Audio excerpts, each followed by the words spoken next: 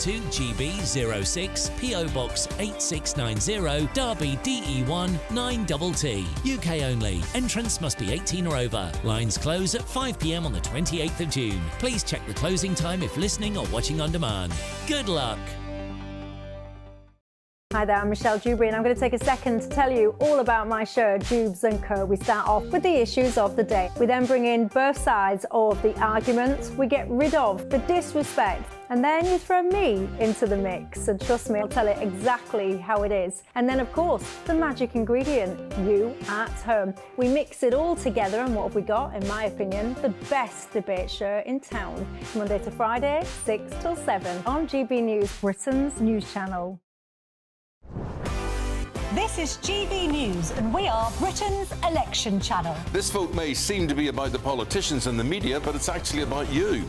We won't forget that. Join us up and down the country as we follow every moment together. More than ever, it's important to hear all sides as you make your decision in the run-up to polling day. This is GB News, the People's Channel. Britain's election channel.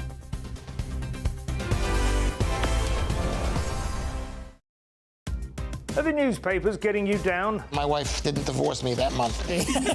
Struggling to separate the wheat from the chaff? I know that it's a bit of a circus at the best of times.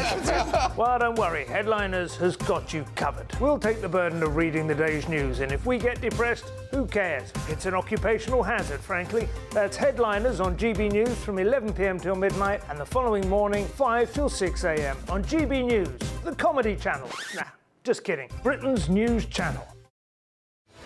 I'm Patrick Christie's. Every weeknight from 9, I bring you 2 hours of unmissable, explosive debate and headline-grabbing interviews. What impact has that had? We got death threats and the bomb threat and so on. As time passes, she could have said Storm. You made my argument for me. My guests and I tackle the issues that really matter, with a sharp take on every story. It went everywhere. Something practical could be done. Or I can become something different. Patrick Christie's tonight from 9 p.m. only on GB News, Britain's news channel.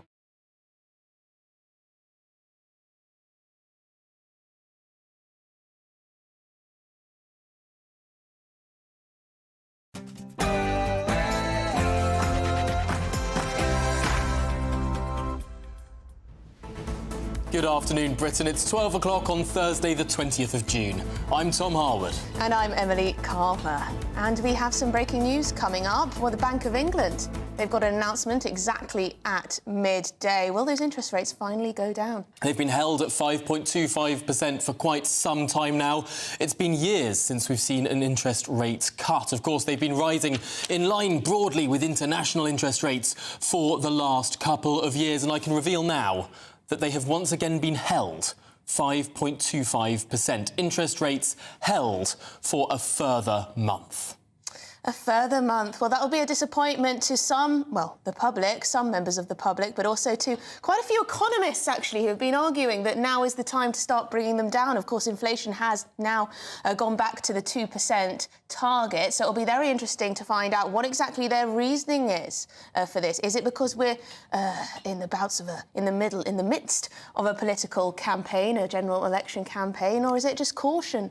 Of course, this was what markets expected. Despite inflation returning to 2%, there are some strong international headwinds. We'll have all the reaction and analysis after your very latest news headlines.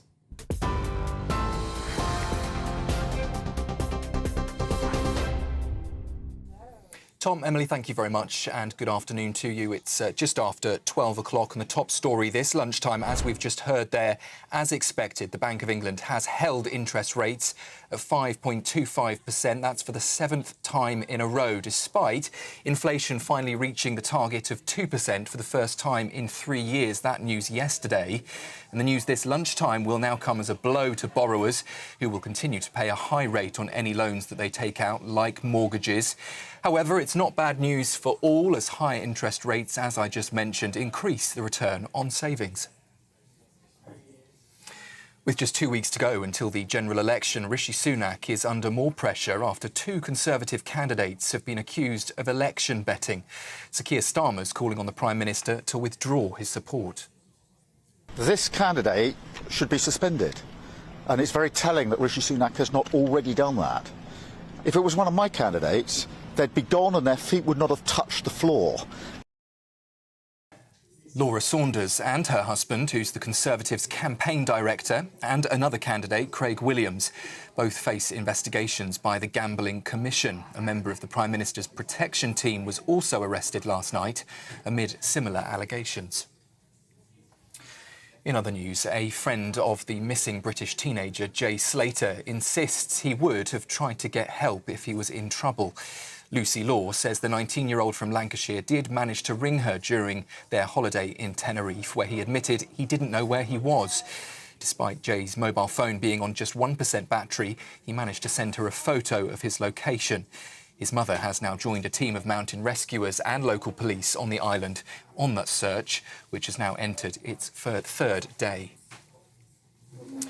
To election news, and Michael Gove says the Tories are still capable of pulling off poll-defying election victory despite forecasts of a Labour landslide.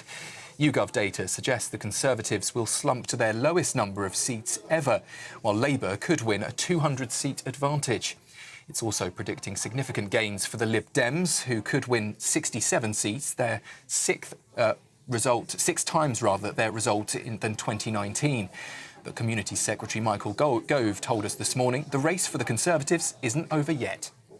I want to make, and am making whenever I can, that strong case, and certainly when I am with Conservative candidates out in the field, people are responding to the case that they are making. So I feel a sense of optimism about that.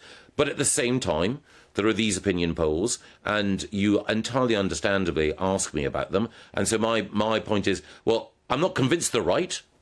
I really think it is possible that we can do significantly better than these polls indicate. But in fairness, if you ask me a fair question about them, I've got to say, well, if they are accurate, then I fear the consequences.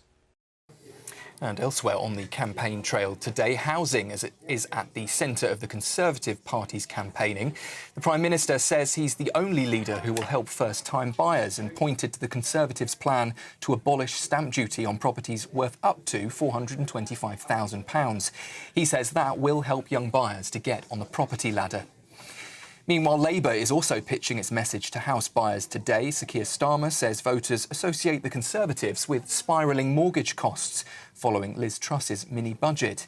He says while it may be helping Labour in the polls, there is still work to do.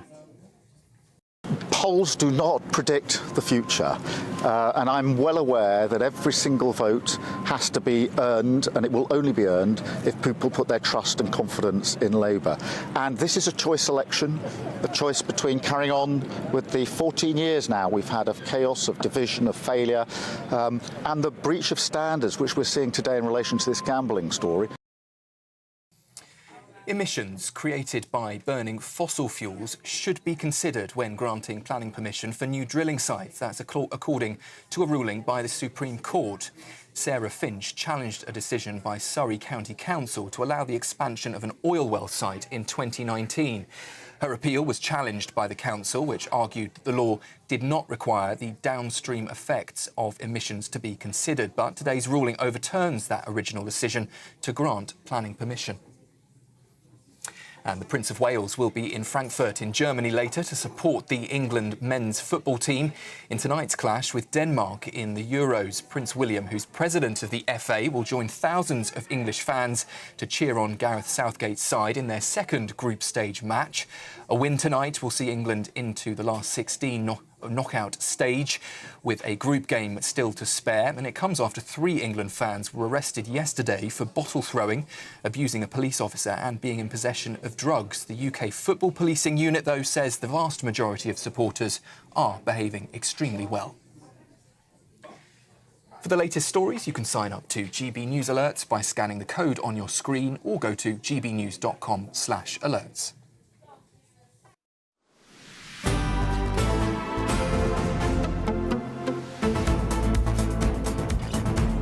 Thank you, Sam. Now it's 12:07 and this is Good Afternoon Britain on GB News. And we start with that breaking news. The Bank of England has decided to hold the base rate, this for the 7th consecutive time, at 5.25%. Yeah, the vote was 7-2 on the Monetary Policy Committee. 7 in favour of holding, 2 in favour of cutting. But does that mask actually greater dissent within some of those who were weighing the decision in their minds. Let's speak to Vicky Price, the economist and business consultant. Vicky, this is what markets expected, but what does it tell us about the future? We're not going to know what the Bank of England really thinks, apart from, as you rightly said, there is a 2-7 split right now, which is a bit of a worry. I had hoped that by this time we would have had more people joining those who wanted to see a cut. But we're not going to get full details of what the thinking is, I don't think, today, not as much as we would have done otherwise, because, of course, we're having the elections coming up. And one of the reasons I think that we haven't seen the drop that should have happened this month is because the elections have been called the snap election, which has prevented also quite a lot of the policymakers, those who decided today, to come out and tell us what they actually think. Normally you get loads and loads of talks given by them from various occasions, so you get some idea of what they're thinking, and that gives you and the markets a little bit more perspective of what may happen next. And now we haven't had it. So we are, it's a bit of a sort of blind alley, really, in terms of the exact timing of what will happen next. And my view is that we are going to see a cut. We'll see a cut to the first opportunity, so we'll see it in August. Vicky, why should an election campaign get in the way of the Bank of England's job? It's a very interesting question. The reason that has been given anyway by anyone who understands the way that these things work is that if they cut rates now, or even if they make any pronouncements about where the economy would be, it would be seized by one or other of the parties. So it would suddenly become political. And given that the Bank of England is independent, that's going to be a bit of a problem. Sorry to interrupt, Vicky, but isn't a hold in interest rates equally political? It's still a decision. Yes, you're absolutely right. But what it doesn't do is give necessarily any great help to one or other. And you could have thought, indeed, the way that you're thinking about it, that holding it means that they're not giving any ammunition or any help to the incumbents, because, of course, they've all been saying that, the economy has turned a corner and inflation is down and interest rates will come down soon, and then they'll take the credit. So it could be seen either way. And you're right. It's a very dangerous position to be in. So what I was looking at is what happened in Europe. The European Central Bank decided to cut rates, which it did do a couple of weeks ago, at the time of elections going on in Europe. So, in fact, the day they decided to cut rates, there was already an election for the European Parliament in the Netherlands. And there were more elections happening between then and then the following Sunday. So they decided, obviously, to ignore any of that concern and went ahead and cut rates anyway. But, of course, those rates are not going to be seized by any of the parties in either in government or wanting to, in the Parliament, in the European Parliament, who have any dominance, or any others that might want to argue that the whatever is going on is not going in the right direction. But surely it has been used a little bit in the campaigns. But here we seem to have gone into almost purdah for an independent central bank as well. And that is a bit of a problem. And it has prevented, in my view, that cut taking place that should really have happened. Many people would have said that this perhaps could have happened, not this time, but maybe the time before, or even the time before that. But of course, in the context of UK inflation falling now as it is back to 2%, back to that Bank of England target, it hasn't been like that everywhere in the world. In the United States, we saw that tick up in inflation. Has what's been happening in other countries actually been feeding into the Bank of England's decision here, in that it's not just that we're an island, although it's delicious to be an island, that actually all these other countries and these concerns about global supply chains and global inflation uptick have fed into this too?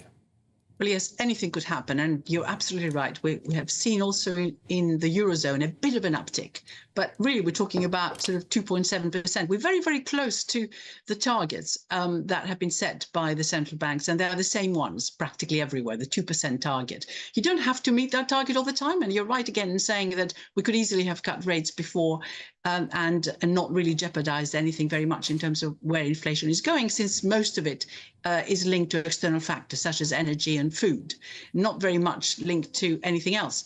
But Europeans have cut their rates, despite the fact they knew full well that inflation was going to go up a little bit. And it goes up a little bit, and partly because of petrol prices going up. We've seen that here as well in our inflation figures that have come out yesterday. But also, they are not particularly concerned, the Europeans, about the fact that, yes, indeed, if you look at the 12-month basis, what you're comparing it with, which is the month of the year before, may have had more subsidies given to the energy sector that month, which are now no longer there, or anything else that could have happened. So you have to take risks. Up to a point, if you're a central bank, you cannot possibly be adjusting your expectations of interest rates every time there might be a little bit of a move up or a little bit of a move down. In the US is a bit different in that, of course, it's growing quite significantly. And one of the reasons why the Federal Reserve hasn't done very much is because of that. It has a fiscal and monetary expansionary policy right now in the US. They're spending huge amounts on propping up the economy anyway through Bidenomics, loads and loads of money going into particular sectors, supporting the green economy and everything else, and being quite protectionist in doing so. Europe and the UK are not in that position where, yes, things are picking up, but from quite a low base. And therefore, the interest rate cut here should have been much more imminent than perhaps the markets have been adjusting in terms of their expectations on when it will actually be. Amazing how the United States gets away with these huge deficits, big spending, big tax cuts, but of course we're not allowed to do that in the UK. Vicky Price, thank you so much for joining us and talking through this yet another hold from the Bank of England on interest rates. Yes, a few of you actually getting in touch and saying this isn't a problem for you. Gary says rates are currently normal. Glad they didn't cut them. Left-wing Larry says, yes, interest rates stay the same. My savings are making loads. And with no mortgage on my 2 houses, I'm quids in. Hashtag loving it. Was that a bit of a wind-up, left-wing Larry? And Tony says, holding is... Well, he thinks it's political. He thinks they'll drop them when Labour get in. Well, the expectation is now that there'll be this August drop. It feeds into my theory of Keir Starmer being the luckiest man on the face of the planet. Not only is inflation down at normal levels, interest rates expected to fall as soon as Starmer gets in, but also immigration expected to halve next year without any further changes. I mean, Keir Starmer's just going to rack up political win after political win after political win. Well, we shall see. We shall see. Anyway, these stubbornly high interest rates and the cost of living, of course, continue to have an impact on households across the country. How is it affecting you, and will it change how you vote? Well, throughout the election campaign, we've been asking voters about the things that matter to them during the campaign.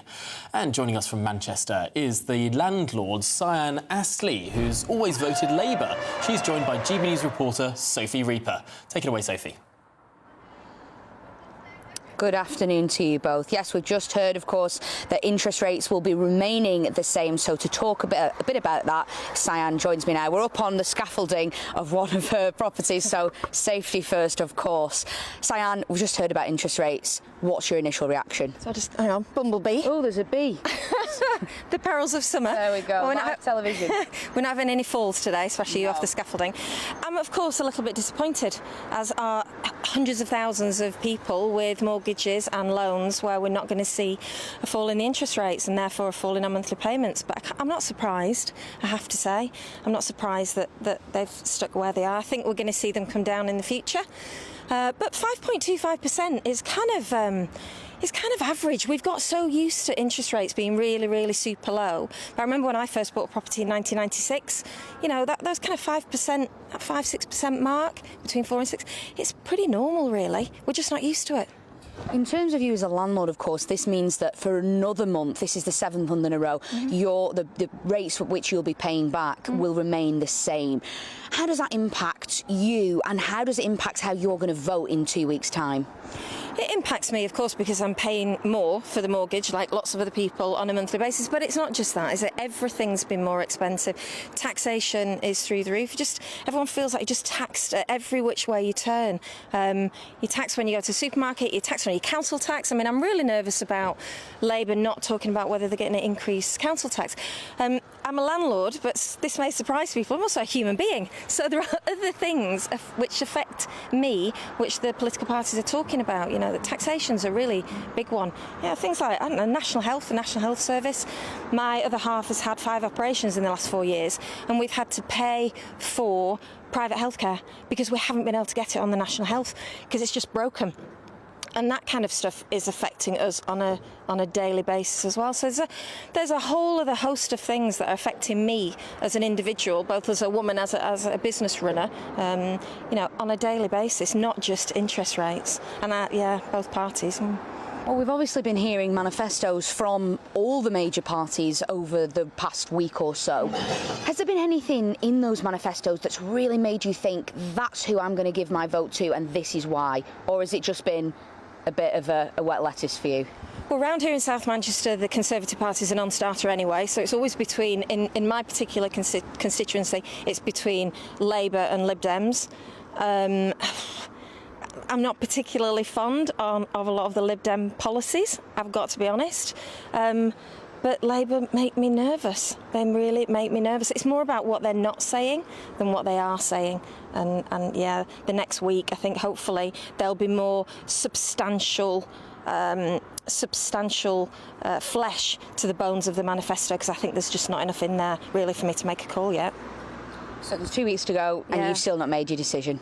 Well, there we go. Well, and that is why it's so important that we, as the People's Channel, we have our people's voices like Cyan, who can give us a real insight into what the people of this country are thinking as we reach, we're 2 weeks away now from that general election.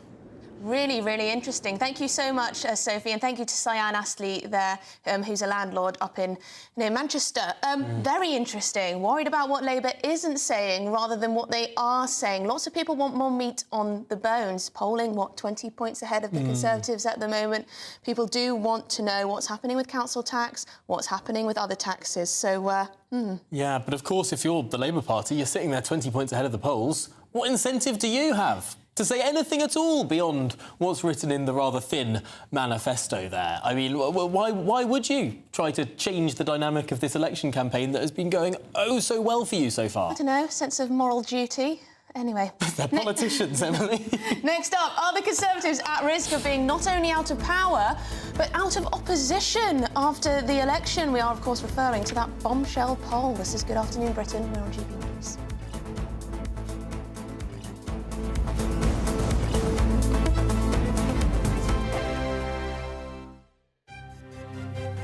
GBNews Breakfast, every day from 6 a.m.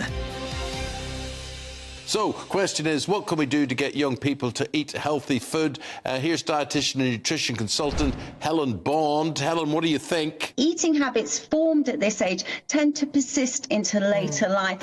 We know we're eating too much fat, sugar, salt, and not enough of the good things like fibre, fruits and vegetables, all of those things. So yes, we need to help this age group so they have the skill set and they have the nutrition knowledge to take that forward. Do you agree that it is impossible to eat healthily on a budget and quickly as well, or do you have any sort of fail-safe, affordable and very quick to prep meals that you'd recommend youngsters try? It doesn't have to be expensive either, but you have to have those kind of cost-cutting hacks and those time-saving things in the kitchen.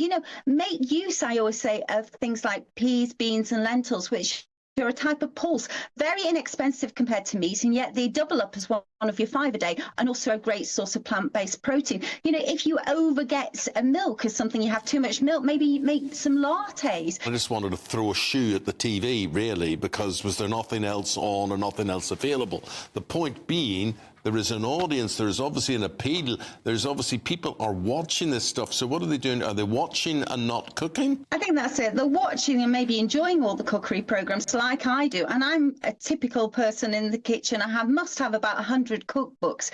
But sometimes when you are time poor, you've got to feed a family or you've got to feed yourself and everything, you don't really know where to start. And I think that's why apps and having things online for this younger audience makes it much more accessible. Start with one recipe and build it up from there. Like I said, The People's Channel.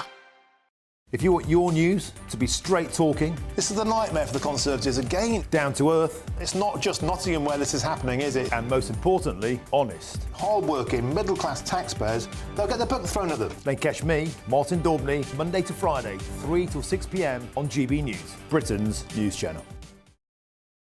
Join me, Neil Oliver, every Sunday night at 6 p.m. on GB News. And if an hour is not nearly enough for you, go to gbnews.com for special extended episodes online every Friday at 9 p.m, where we can truly get into the nitty-gritty of what's going on. GB News, Britain's news channel. We're proud to be GB News, the People's Channel, and as you know, we always love to hear your views. Now, there's a new way of getting in touch with us at gbnews.com/yoursay. By commenting, you can be part of a live conversation and join our GB News community. You can even talk to me, Bev Turner, or any of the members of the GB News family.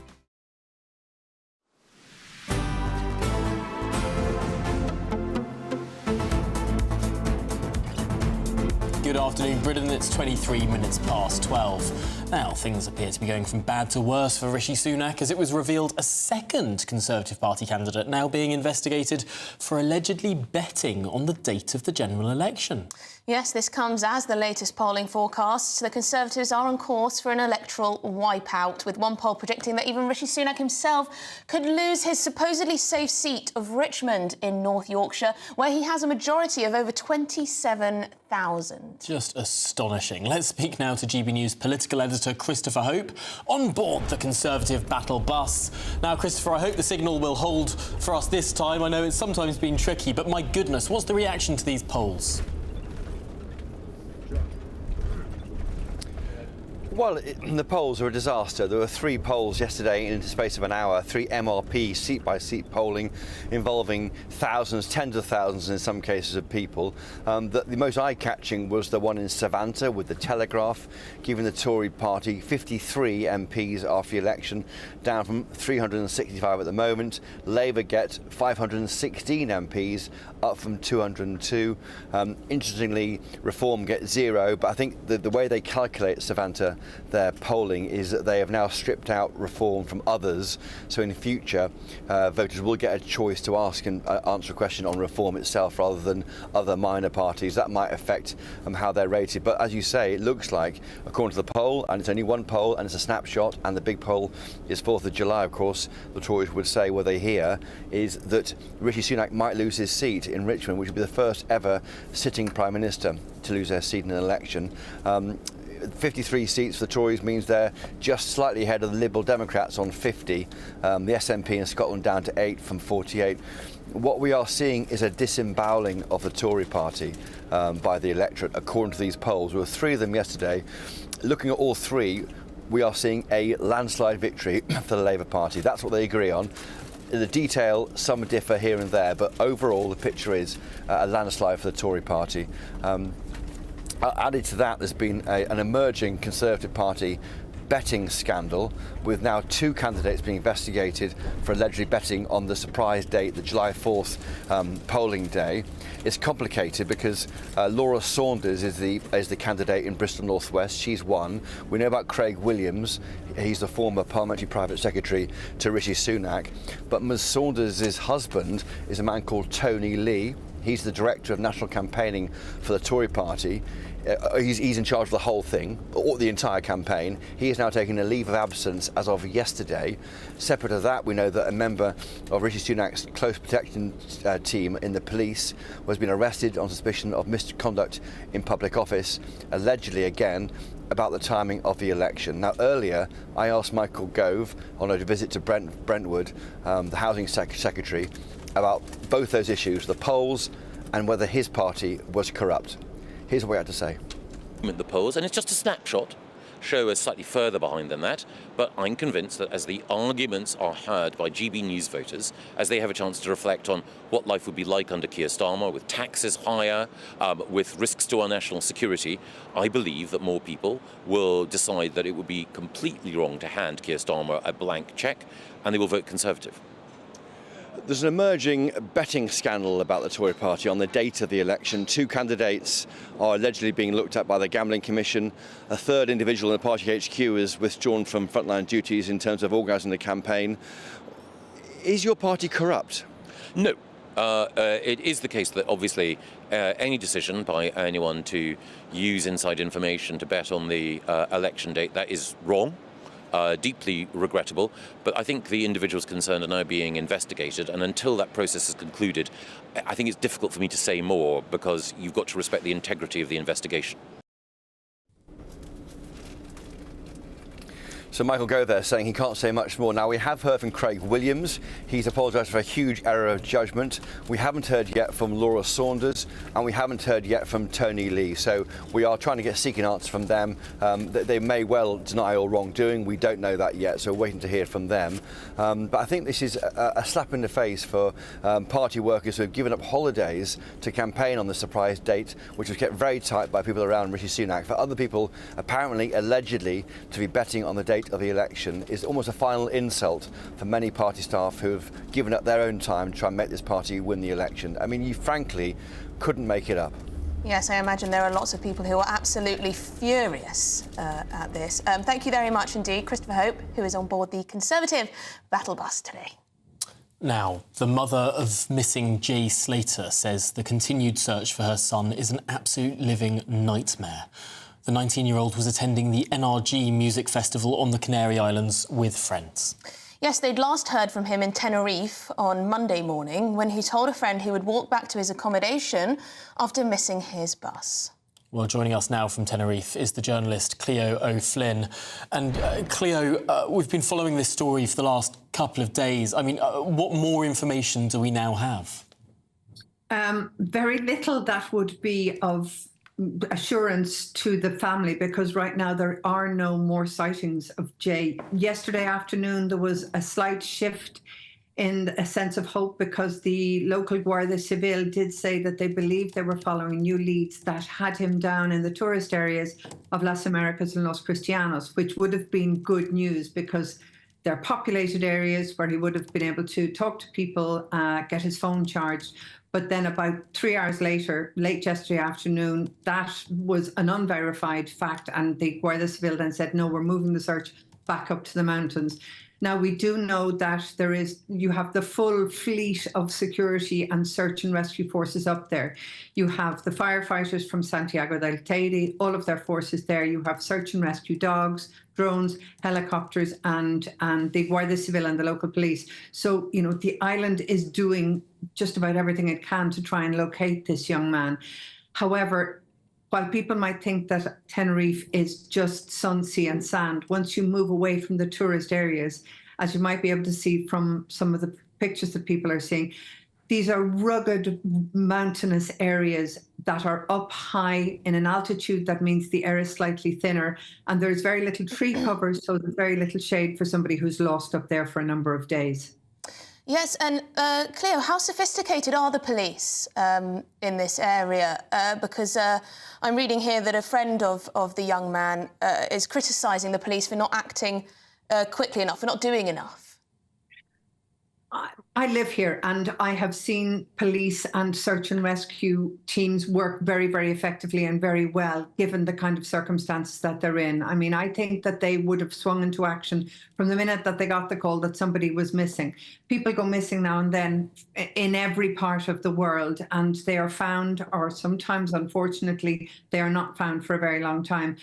The mountain rescue team know this terrain, and I know that there has been some criticism because they have asked for volunteer groups to actually stay away from certain parts of the search because they just simply might be getting in the way. So they are using everything that is at their disposal. These are not simply, you know, roads and mountains to be searched. There are gulfs, there are ravines, these are volcanic zones, so they do have hidden traps if you're walking down. And from what we gather, Jay would have gone off the road because there's only one road up to the area that his phone was last pinged from. So if he wasn't on the main road, the only speculation, the only thing that you can conclude is that he went off the road and onto one of the unmarked paths to try and make his way down to the coast. this is actually quite a difficult area to search, and they have been using everything at their disposal. And I think most of the expat community who have been following the search and rescue and helping the family are actually appreciative of the work that the police are doing. So the only thing that we can hope is that they will be able to find this young man sooner rather than later. Yes, indeed. Thank you so much. Really appreciate you speaking to us. Cleo O'Flynn, who's a journalist in Tenerife. As Cleo said, I was in Tenerife relatively recently, and you have the touristy areas that are very built up, but everywhere else there's a huge amount of sort of, not barren, but empty land that's not built upon. So yes, I can imagine. Scraggly and volcanic. Yeah. Indeed, very dry as well. Well, let's hope that the police can find some more clues as the day goes on. But coming up, Just Stop Oil strike again. And this time, they've tried to target Taylor Swift. This is Good Afternoon Britain on GB News.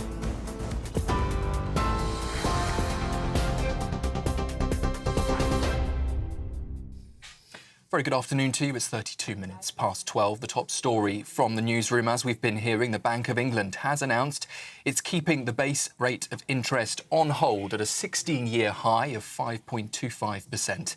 The freeze in the cost of borrowing, the seventh freeze in a row, had been expected despite inflation falling to the target of 2%. The news will come as a blow to borrowers, though, who will continue to pay a high rate on any loans they take out, like mortgages. Meanwhile, the average first-time buyer needs to earn more than £60,000 to buy a property, according to a leading property website. Zoopla estimates that those trying to get onto the property ladder now need an income of nearly £15,000 more than they would have needed 5 years ago. Labour is calling on the Prime Minister today to withdraw support for two Conservative candidates who've been accused of election betting. Here's what Sir Keir Starmer had to say. This candidate should be suspended, and it's very telling that Rishi Sunak has not already done that. If it was one of my candidates, they'd be gone and their feet would not have touched the floor. Those comments from Sir Keir Starmer come as Laura Saunders and her husband, who's the Conservatives' campaign director, and another candidate, Craig Williams, face investigations by the Gambling Commission. A member of the Prime Minister's protection team was also arrested last night amid similar allegations. And the Russian president touched down in Vietnam this morning, continuing his diplomatic tour of Asia. Vladimir Putin met with President To Lam, aiming to boost ties and establish a strategic partnership. The Vietnamese president congratulated Putin on his landslide victory in recent Russian elections, which were dismissed internationally as neither free nor fair. For the latest stories, you can sign up to GB News Alerts by scanning the code on your screen or go to gbnews.com/alerts.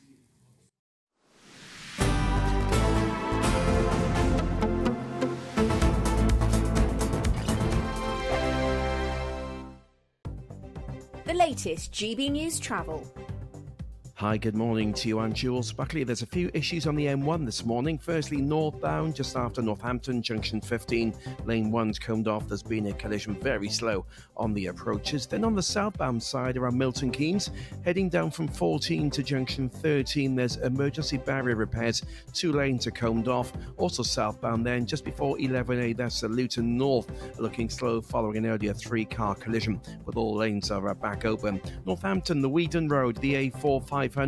It's shut between the Sixfield roundabout and Upton Valley Way North and queuing for a police incident.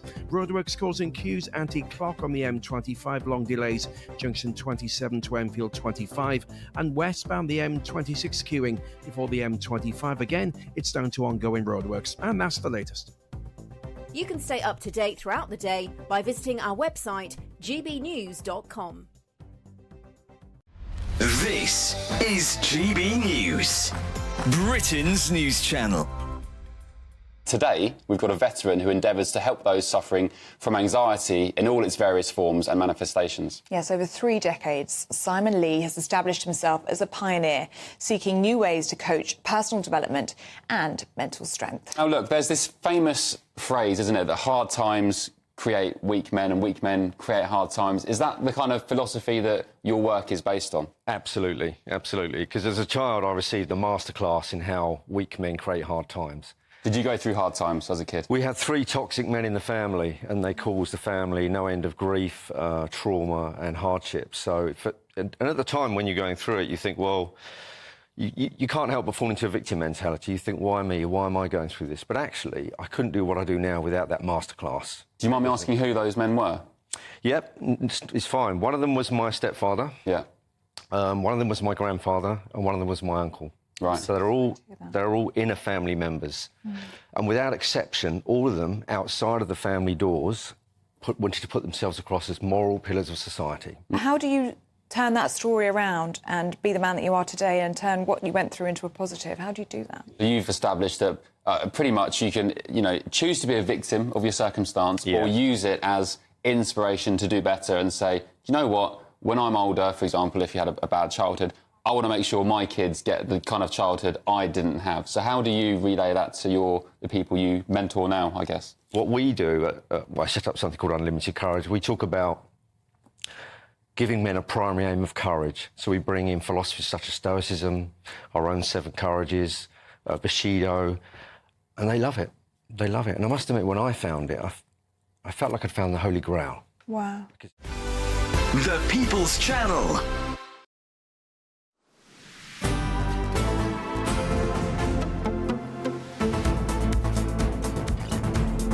Good afternoon, Britain. Now, just in a moment, we're going to be live from Stonehenge to bring you the very latest on the clean-up operation there. But throughout the campaign, the general election campaign, that is, we've been hearing from voters right across the country to get their thoughts on the big issues of the day. Yes, so today we hear from James Hitchcock from Wales. So I'm coming at this with a great interest in food, farming and nature. It's an issue that is hugely important to all of us. And the decisions that are made in the next 5 years really are going to have an impact for the next 30 years and beyond. We've heard a lot of talk, and there's often a lot of hubris around food security, and how we should spend money on supporting farming. It's particularly relevant here in Mid Wales because it's very rural economy. 90% of Wales is farmed. And while it's true that Wales has devolved decision-making powers through the Senedd for the environment, which also includes agriculture, that doesn't really make the Westminster elections any less important. There's a huge amount that can be signalled in the form of leadership. While there's mention of plans to invest in nature and commitments to nature in most of the main parties' manifestos, none of them really go far enough. If we were to see fewer woodlands, more polluted rivers, less wildlife, possible and probable that fewer people would come here, and that's less income, less diversification opportunities, and that is a degenerative spiral, where we want a regenerative spiral and a restorative, hopeful future. Well, there we go. That was James Hitchcock in Wales. Now, 2 activists have been arrested after they've broken into a private airfield in Stansted to vandalise several planes. It's all because they're demanding an end to fossil fuels within the next few years. Well, this is just one day after 2 other people were arrested for spraying orange powder paint all over the ancient monument of Stonehenge. It does feel as though this is gaining momentum, doesn't it? Two incidents in 2 days, one targeting a prehistoric structure, something that I imagine hundreds of thousands, if not millions of people go to view every year. And then today, targeting private jets. Oh, Rishi Sunak there, Just Stop Oil are a disgrace. That's what he had to say yesterday. And we also had Keir Starmer, who said Just Stop Oil are pathetic, and those responsible must face the full force of the law. So both the Conservative leader and the leader of the opposition getting their tweets out with their disgust. But can we just have a look at that video again of Stonehenge being targeted? Because here, what I think is remarkable is you have a tourist there just trying to tackle the vandals and grab away that. And good on her. There needs to be more people in society like this tourist who was there to see the majesty, the beauty of this 5,000-year-old monument. And actually, to be honest, that woman there who's just sidling up, I mean, what on earth? When things like this happen, more people need to jump in, and not violently, but pretty quickly and swiftly stop this going on. If good people stand idly by, more stuff like this happens. Absolutely. I'm not sure what I would do in this circumstance if I saw these oiks doing that. I imagine I'd probably do the same as this lady here. I like to think I'd run up and try and grab that. I think I would, you know. I'd certainly scream and shout a little, I imagine. I'm not sure I'd try reasoning with them. But then, you see, this gets further and perhaps more dangerous. There's a wire cutter there. They're cutting into an airfield. Yeah. I mean, this is beyond criminal damage. This is like genuine security concerns here. But they're so entitled, they're such losers, let's be frank, that they're willing to just, you know, commit these criminal acts with no thought of what might happen to them, totally reckless, for their cause that they deem more important than anything else. It wasn't... I mean, they were trying... And the outrage today is that, rumour has it, that they were trying to target Taylor Swift's private jet, or at least her private jet is in the vicinity. And this is Taylor Swift, who has millions, if not hundreds of millions, if not billions of fans across the world. She's boosted the GDP of the world with all of her concerts and all of her fans buying all her merch and the like, and her songs and music, and she brings joy to people. So I imagine the Swifties are going to be rather furious. And here's where I get slightly concerned. It wasn't that long ago that you had someone known as the Unabomber in the United States, a radical environmental activist who didn't just cut through wire, smash windows, vandalise monuments.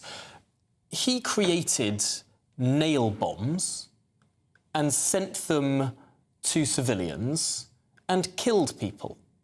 Now, I don't think it's that big a step to say, if you believe your environmental cause is above anything else, above the law, above politics. Frankly, if you believe the world is heading for some sort of Armageddon situation, why would you stop at spray painting a plane? Yeah, it justifies anything. Why wouldn't you start sending people to their death, as we saw with that environmental activist, the Unabomber, in the United States several decades ago? Yeah. It raises some very serious questions. Well, and lots of questions about whether this group should be prescribed as a terrorist organisation, banned outright. Joining us now from Stonehenge is GB News South West of England reporter Jeff Moody. Jeff, tell us what's happened since this incident. Well, in the last hour or so, the two people that were arrested here yesterday, a 21-year-old woman and a 78-year-old man, have now been released on bail. The police say they're still investigating the incident and they're working with English Heritage, but we have heard that there is no significant damage to the stones. English Heritage have been working throughout the night and early on this morning to repair the damage, and they say they have succeeded. They've been using handheld blasters to blast away the paint. Just Stop Oil said a few hours ago, don't worry about this, it'll all wash away in the rain. But English Heritage are saying that's actually the worst thing that could happen. They've been hoping and praying it doesn't rain, and they've been working very hard to try and get the damage sorted out before any rain. Luckily, none is forecast for today, because if you think about it, this paint was made with corn flour. Well, anyone that uses corn flour to cook knows that if you add water to corn flour, it goes all thick and sticky and starchy, and that's the worst thing that you would want on those stones, which are also covered with 50 different species of lichen or lichen, however you pronounce it. So they've managed to get rid of the damage there, and it is open, and of course they're now preparing for 5,000 people to descend on Stonehenge for the summer solstice this evening. People are going to be watching the sun go down over the stones and then wait all night long for the stones to for the sun to come up over the stones the following morning. But of course, yes, they've also been targeting Taylor Swift too, trying to get to her private jet, managing to vandalise 2 private jets on the way. Now, Just Stop Oil are saying that the reasons that they are doing this have changed slightly. They've always said, haven't they, that what they want is no new oil and gas licences. Well, the Labour Party is saying that they're not prepared to introduce produce any more of such licences. And if the polls are to be believed, and there's a Labour government coming in next month, there will be no new licences. So why then are they still protesting? Well, they're saying that now it's no longer enough not to have any new licences. They want us to end all use of gas and oil by 2030. So they're basically giving us 6 years to phase out all use of gas and oil. They're holding us to ransom. Yes, well, it does sound like it. Thank you very much indeed, Jeff Moody, who's there. You can see Stonehenge in the backdrop there. It was only last month that the government's political violence advisor suggested that Just Stop Oil might be one of the groups that the government should ban, should prescribe, act similarly to terrorist organisations. We're going to be having that debate a little later on in the show, whether it is time to just clamp down on these types of groups, because they do seem to be getting worse and worse and worse. I mean, is there anything that they've done that's legal? Is there any stunt that they've performed that hasn't resulted in arrests? Well, I mean, gluing your hand to a road is illegal, isn't it? I mean, Obstruction of the highway. Storming up to the stage at a performance of Les Miserables. Shocking. I mean, this is not sort of civilised behaviour. Smashing private property, as we're seeing here, above the Magna Carta. I mean, this is a group that exists only to commit criminal acts. I can't think of a single act it's done that is not criminal. How on earth are we just sort of thinking that... I mean, can you think of any organisation that was set up to commit criminal acts that we just allow to continue? Isn't it funny how they've changed their aim now? The goalposts have shifted. Now they don't just want no new oil and gas licences. They want to bring back... They want to get rid of all oil and gas by 2030. Funny that, isn't it? Well, in just a moment, we're going to head to Royal Ascot to get the best and brightest from the world of racing. Stay with us. This is Good Afternoon Britain on GB News.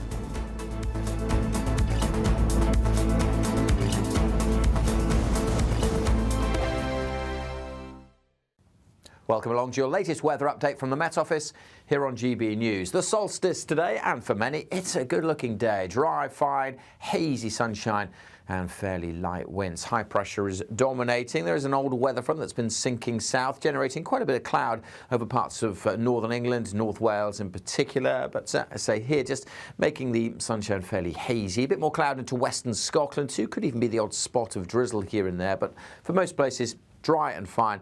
Some lengthy spells of sunshine for East Anglia and southern counties of England in particular. That's where we'll see the top temperatures, 22, 23, maybe 24 Celsius. Elsewhere, generally high teens or low 20s, certainly feeling a bit warmer than it has done for most of June so far. Through this evening, not a great deal of change. Cloud just starting to thicken in western Scotland. A little bit more in the way of drizzle just creeping onto the west coast. A bit more cloud across the Northern Isles. Temperatures here struggling in the low teens for much of the day. But across the mainland, we'll get up to 18, 19. Starting to dip away through this evening. But certainly much of southern Scotland, most of Northern Ireland, dry and fine through this evening. And a lovely, pleasant summer's evening across the bulk of England and Wales, with temperatures still in the 20s, even at 6, 7 o'clock this evening. As we go through the night, we will start to see a bit more cloud pushing into western Scotland, start to see more of a change here as we see rain creeping in over the Highlands and the Western Isles, and later in the night the cloud will start to thicken more across Northern Ireland. Most of England, Wales staying dry and clear. Quite a chilly night again across eastern counties of England. Temperatures certainly rural spots down into single digits. Any morning mist and fog will clear pretty rapidly on Friday morning. And another fine day across many central and eastern parts. But further west, we will see a change. More cloud across western Scotland. Some outbreaks of rain here and some showery rain creeping into Wales and certainly Northern Ireland come the afternoon. Many central and eastern parts, though, do stay dry and fine and a touch warmer with temperatures up to 23 or 24. Hi there, I'm Michelle Dewberry and I'm going to take a second to tell you all about my show, Dubes & Co. We start off with the issues of the day. We then bring in both sides of the arguments. We get rid of the disrespect. And then you throw me into the mix. And trust me, I'll tell it exactly how it is. And then, of course, the magic ingredient, you at home. We mix it all together and what have we got, in my opinion, the best debate show in town. Monday to Friday, 6 till 7 on GB News, Britain's news channel. I'm Patrick Christie's. Every weeknight from 9, I bring you 2 hours of unmissable, explosive debate and headline-grabbing interviews. What impact has that had? We got death threats and the bomb threat and so on. As time passes, she could have said Storm. You made my argument for me. My guests and I tackle the issues that really matter, with a sharp take on every story. Went everywhere. Something practical could be done. Or I can become something different. Patrick Christie's tonight from 9 p.m. only on GB News, Britain's news channel.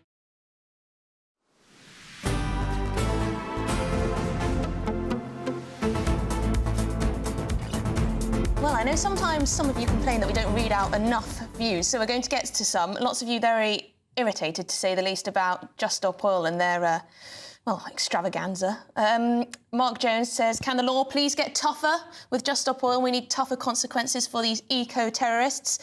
Mark says they are terrorists. They're disruptive, destructive, and sometimes even endangering life, like when they block traffic. Maggie has an idea. Just Stop Oil should go and live in their own commune and exist without gas or oil.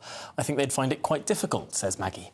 And Bill says, Emily, it would be no holds barred from me. I would have taken their extinguishers, these idiots' extinguishers, and covered them in the stuff in their own transport. Well, there you go, taking matters into your own hands. And Craig has some information for me. The person in the cap from Stonehenge that I said was a tourist running to help out was actually a member of staff. It was the gentleman in the blue shirt who was a tourist. So good to see that we had both a member of staff there trying, and then the blue-shirted man there was the tourist, so says Craig. So thank you for that update. Good stuff. They can't be, these hooligans can't be allowed to get away with this sort of stuff. And Jen's written in, she says, Supreme Court has just stopped oil in the North Sea. Well, not quite, but there is a landmark ruling which could have a huge impact on oil and gas in this country that we've heard today. And doesn't it show, actually, that Just Stop Oil's ambition isn't against what the government has legislated for?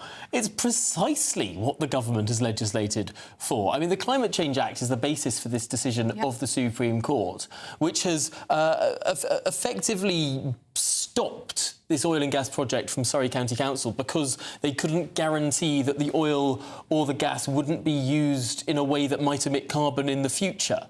I mean, on the basis of that argument, my goodness, how do we extract any oil or gas at all? And if we don't extract any oil and gas, frankly, what do we do when the sun doesn't shine and the wind doesn't blow? Because it wasn't even on the basis of the carbon emissions from the extraction itself. It was on the basis of potential carbon emissions from future use of that oil and gas, am I right? Right, and so who do Just Stop Oil think that they're protesting against? I mean, the government is at the moment being more Just Stop Oily than the Just Stop Oil lot.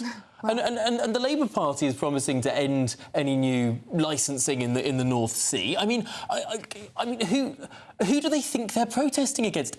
Literally everyone in any position of power in this country, whether it's the Parliament, the government, the courts, whatever, they all agree with Just Stop Oil. Could it be that they're searching for meaning in life, a purpose? Anyway, when we come back, Rishi Sunak flounders in the polls, Sir Keir Starmer holds his lead. Is there any way back for the Conservatives? This is Good Afternoon Britain, we're on GBNews.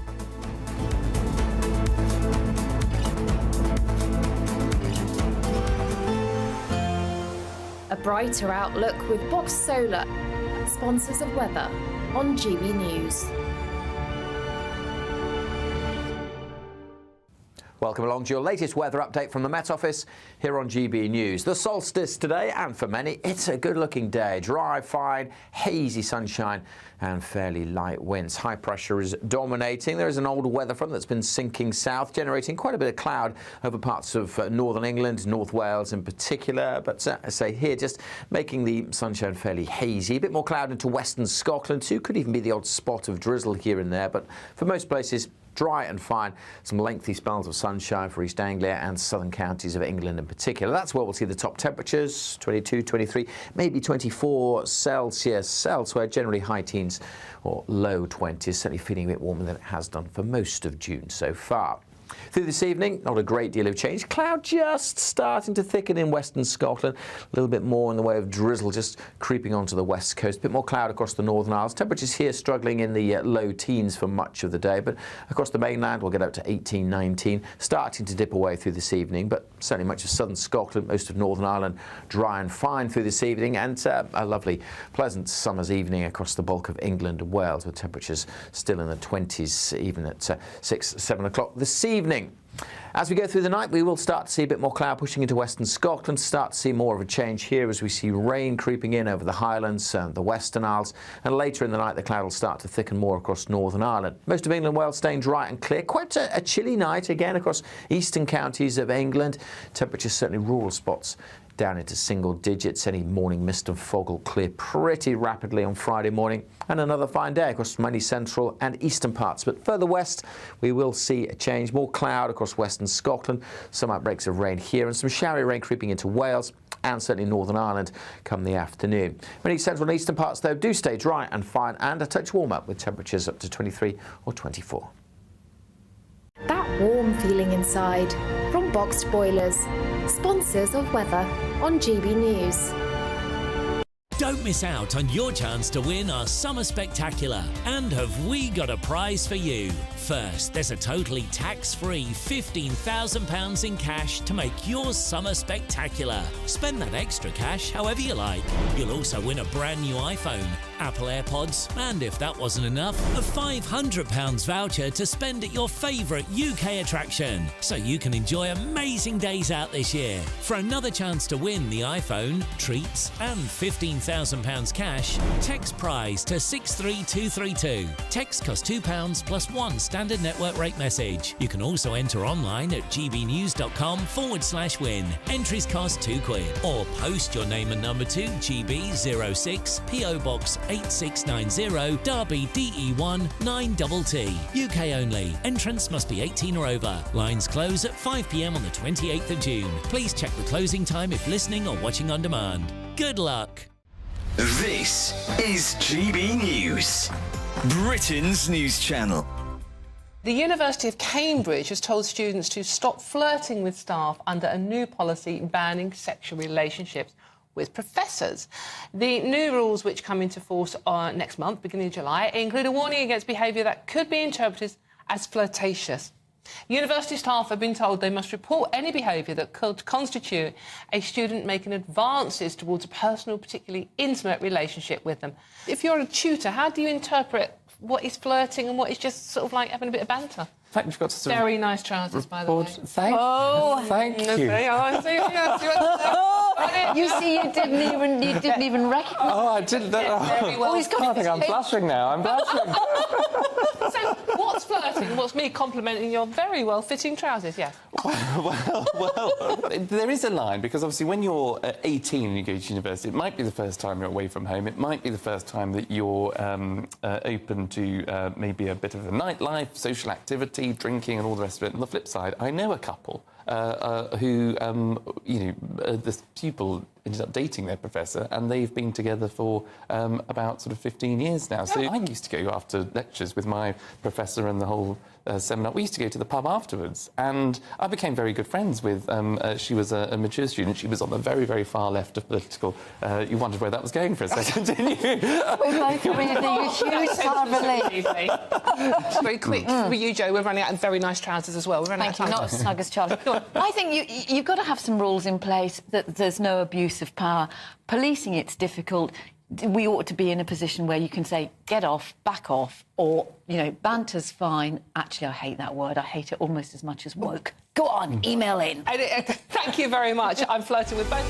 The People's Channel.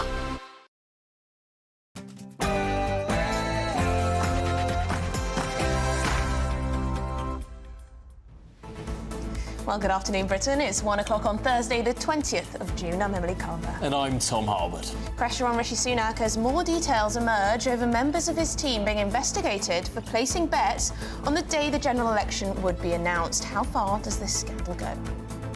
And the Bank of England has held interest rates for the 7th time in a row, keeping the base rate at 5.25%. But what does this mean for you and your mortgage or your savings? Well, we'll hear from an expert. And England could progress to the knockout stages of the Euros today if they can overcome Denmark. Can Gareth Southgate deliver England's first major trophy in 58 years? I think so.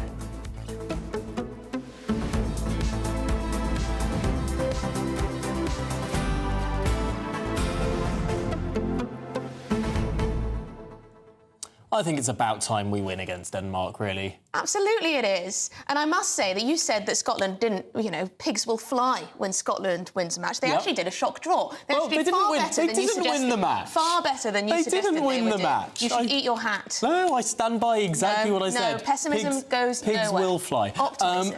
Optimism. But yes, England, I suspect, will win this evening. If anything, it's just revenge for the Vikings. I mean, it's about time that we demand some reparations from the Danish people, actually. They invaded our country, they colonised our country. He always makes it about politics, doesn't he? Always. Oh, look, England was invaded by a number of different people, and I think if we can't moan about that, what can we do as a nation? Watch the football. But yes, I imagine there may be a few people who are clocking off a little bit earlier than usual to secure their place at the pub. I imagine. Yes, I feel like that's Rumour probably has it. going Let us know if that's you. If anything, that will, when the GDP figures for this month come out, will they have been boosted by all of the pub attendance that no doubt will be taking place? Weren't we told earlier that 5 million pints, 2 million pints are wasted when we score? Because all the cheering. Because everyone goes like this. And some idiots decide to sort of chuck it everywhere. Oh, no, that's allowed. Yeah, that's allowed. Let us know your thoughts. Are you watching the match this evening? gbnews.com/your say. Let's get the headlines.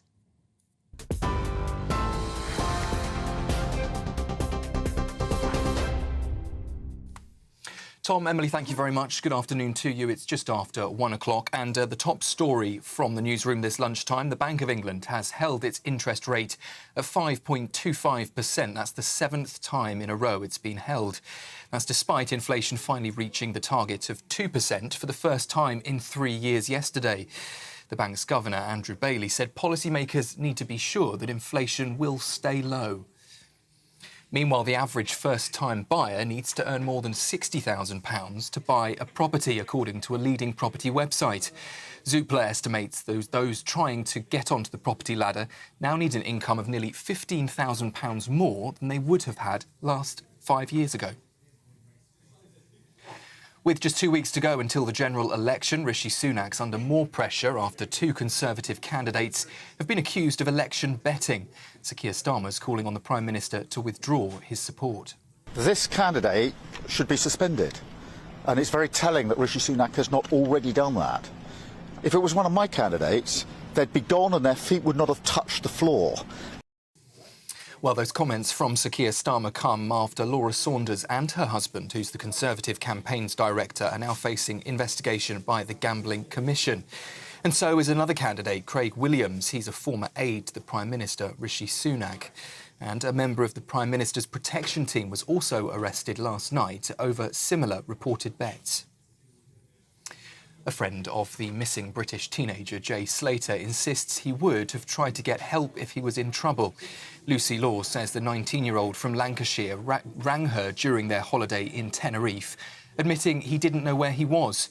Despite Jay's mobile phone being on just 1% battery, he did manage to send her a photo of her location.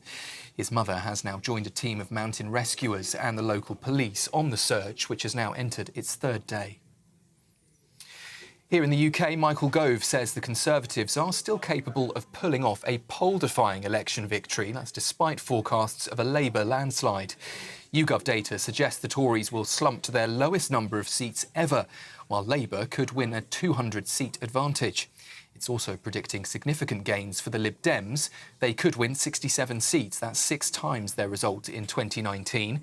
But Community Secretary Michael Gove told us earlier the race isn't over yet. I want to make, and am making whenever I can, that strong case. And certainly when I am with Conservative candidates out in the field, people are responding to the case that they are making. So I feel a sense of optimism about that. But at the same time, there are these opinion polls, and you entirely understandably ask me about them. And so my point is, well, I'm not convinced they're right. I really think it is possible that we can do significantly better than these polls indicate.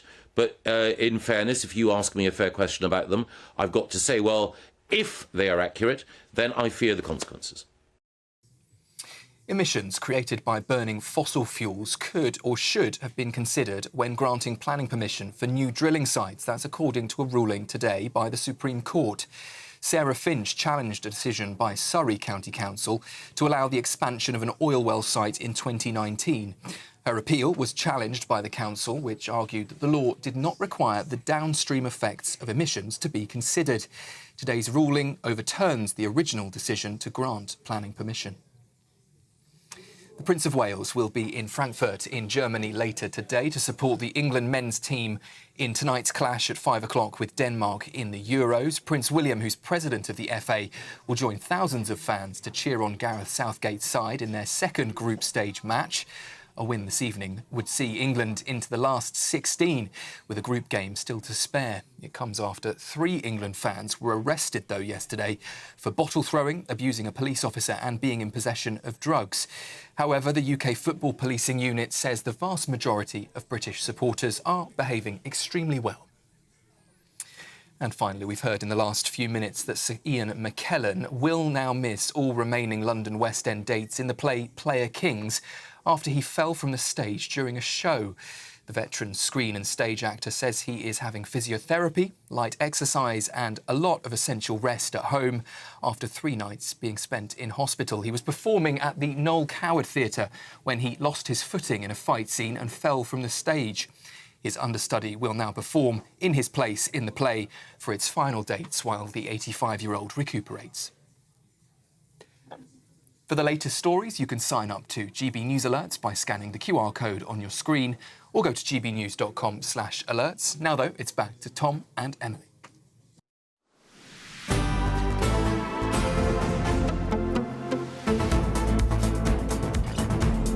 Good afternoon, Britain. It's 7 minutes past 1.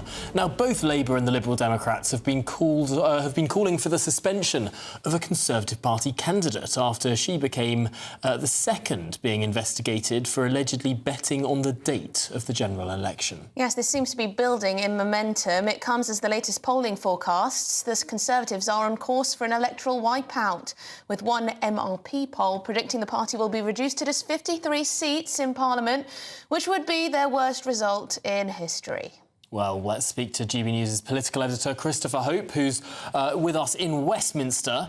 And Christopher, you've been following the Conservatives around today. Let's start with this developing story on continued candidates seeming to have taken bets. What's going on? Yeah, hi Tom, hi Emily. Yeah, it beggars belief, I think. This Tory party, when they call this election and surprise everybody, but given they're so far behind the polls, they had to get everything right. They have not got everything right. There was the catastrophic early leaving from D-Day by the PM, Rishi Sunak. It's been quite a lacklustre campaign. They're going backwards in the polls.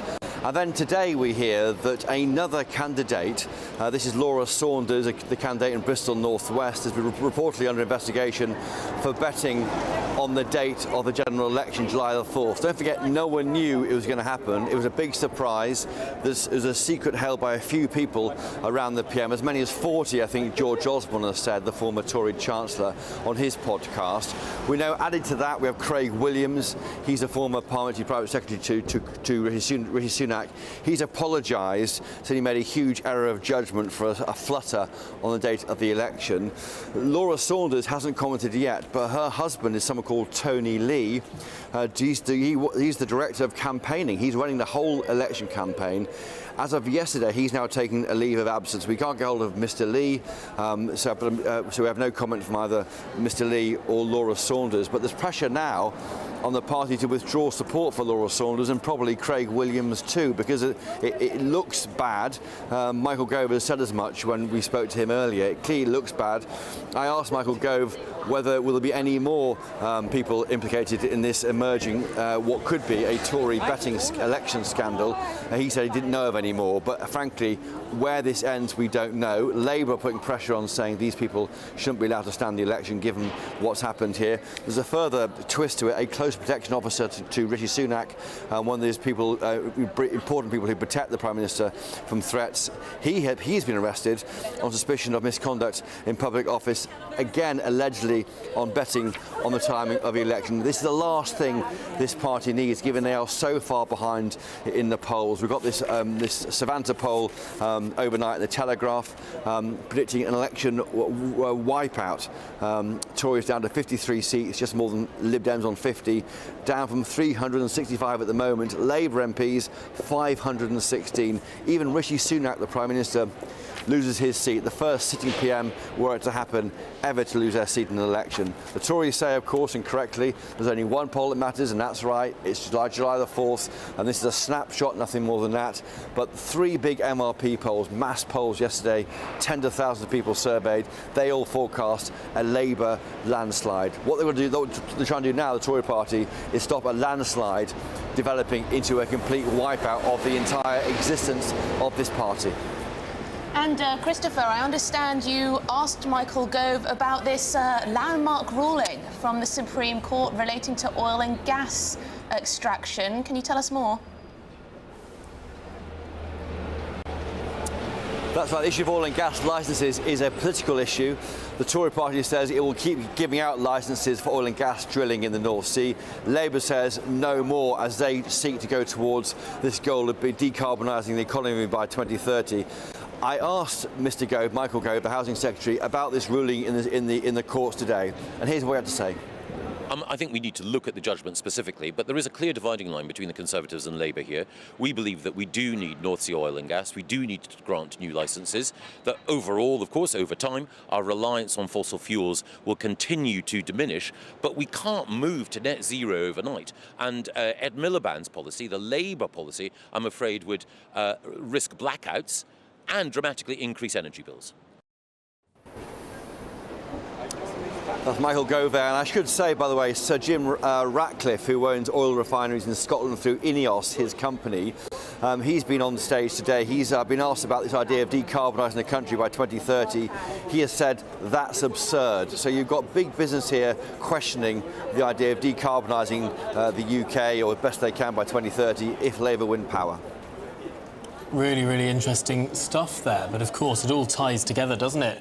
After all, the Conservatives have passed a lot of this legislation. Christopher Hope, thank you very much for joining us and making that all very clear.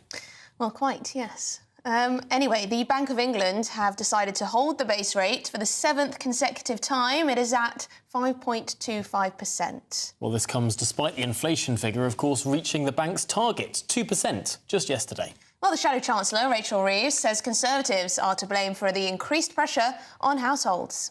Well, I respect the independence of the Bank of England, and they've made their judgment. I know that many families, though, will be looking for interest rates to come down because higher mortgage rates, higher rents, since the Conservatives' budget almost 2 years ago has put real pressure on family finances, and many people will be looking for an interest rate cut soon. Interesting. Well, let's talk now to Keith Barber, Director of Business Development at the Family Building Society. Because, Keith, let's start with the more macro before we go micro, because it's true to say that around the world, these high interest rates have been really biting people. Is it fair to say that the UK's been particularly out of kilter from comparing ourselves to the United States of America or the European Union? No, I don't think so. UK rates have been pretty much in line with what's been going on elsewhere. Obviously, bank base rate is different in the US and in the Eurozone slightly, but the direction of travel has been up over the last sort of 18 months, 2 years, and those rates have then sort of stubbornly held there. The ECB cut their rate last week. It doesn't look like the Bank of England want to follow suit. And Keith, what do you say? Do you think it's the right decision? Would you have liked to see those rates come down? Do you think that would have been for the benefit of the economy? Of course, no, for people with mortgages. No, we don't think it's the right decision. We think they should have stopped putting bank base rate up when it got to about 4.5% and let that take effect. Therefore, the logic is that they should be bringing it down at this point.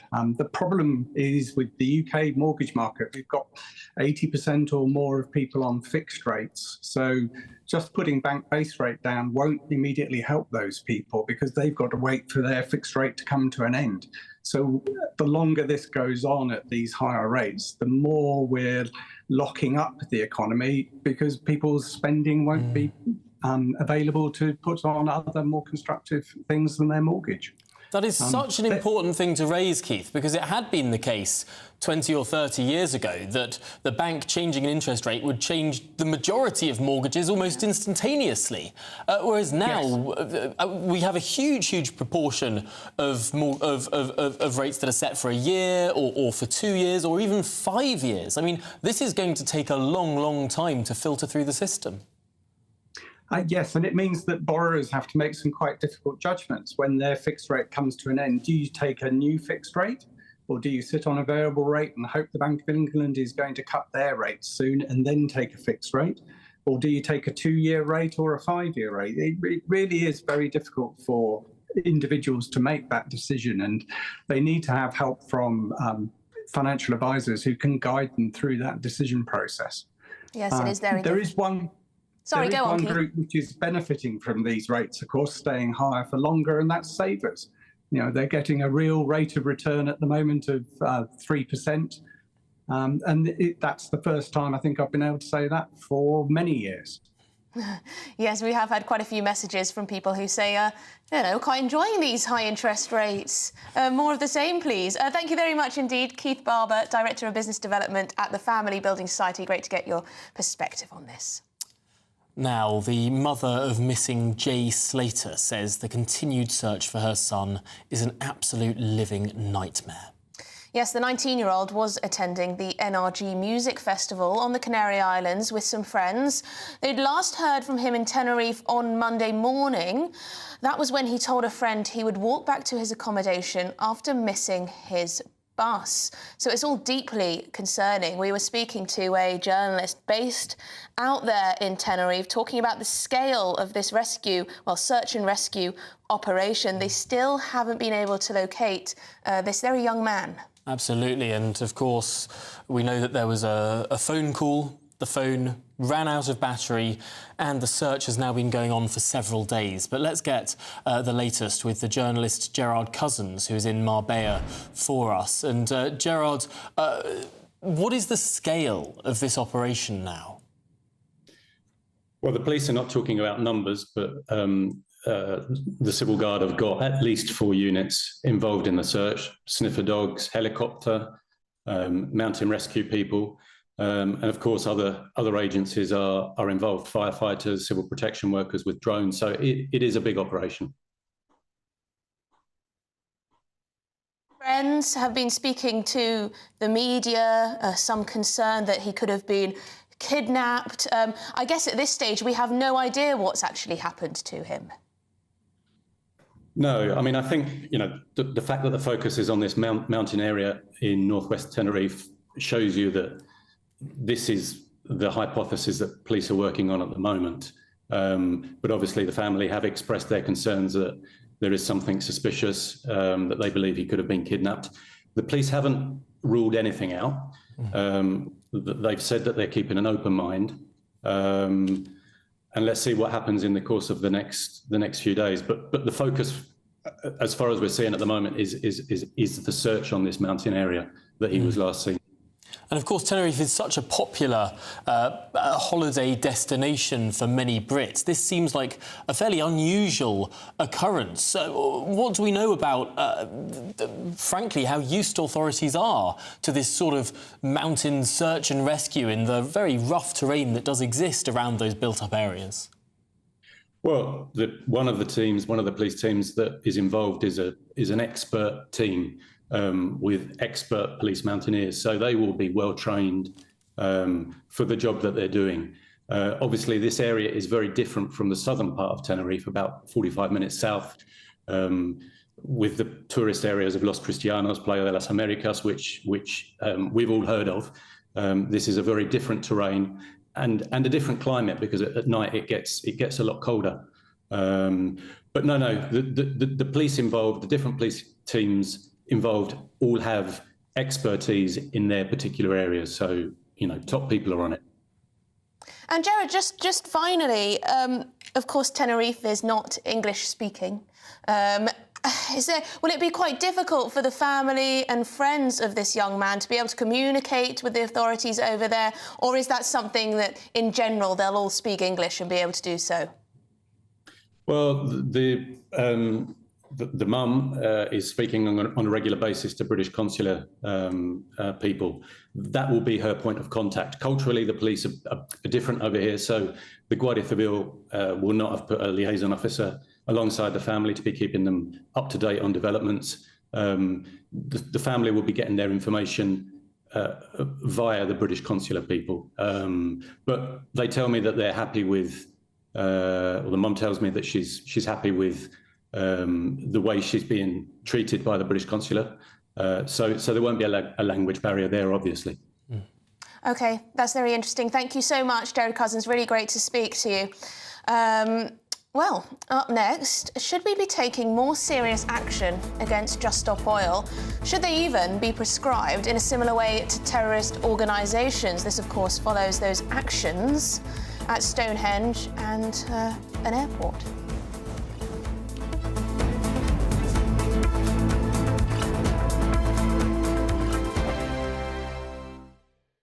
This is GB News, Britain's news channel.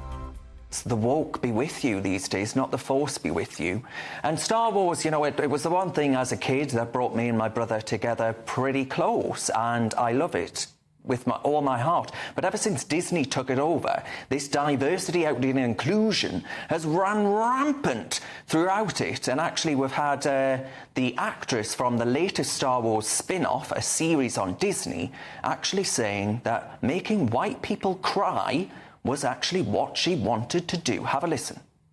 When people watch The Hate U Give, what do you want them to walk away with? Because I know everyone has a slightly different feeling. Well, I mean, white people crying actually was the goal.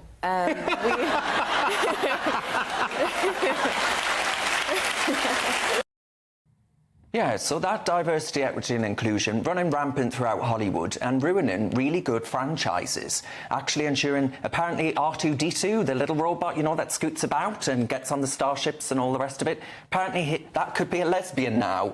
She's half white, this actress. This is what I don't understand. She's half Danish, then half African-American. I have skin in this game, as you know, with a mixed-race child.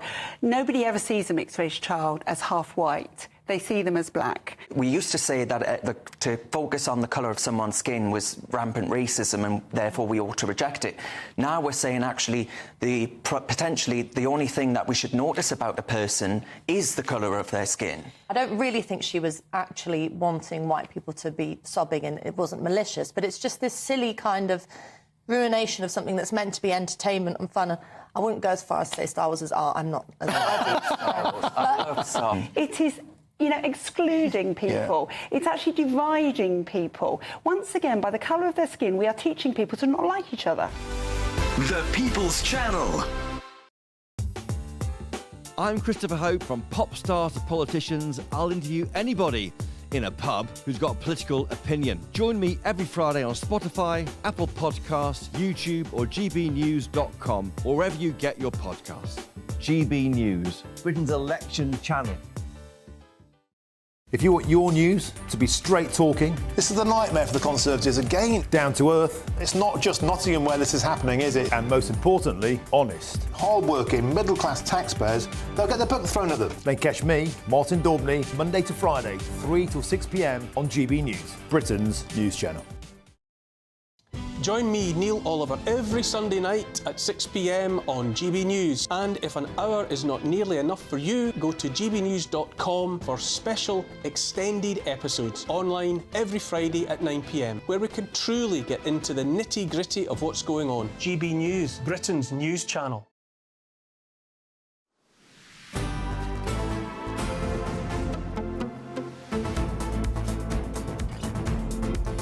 OK, well, it's 1:24 in the afternoon, and in the past 24 hours or so, Just Stop Oil activists have taken it upon themselves to spray orange powder all over Stonehenge, and they've also now broken into Stansted Airport. Well, they painted several private jets with orange paint after breaking in with a wire cutter.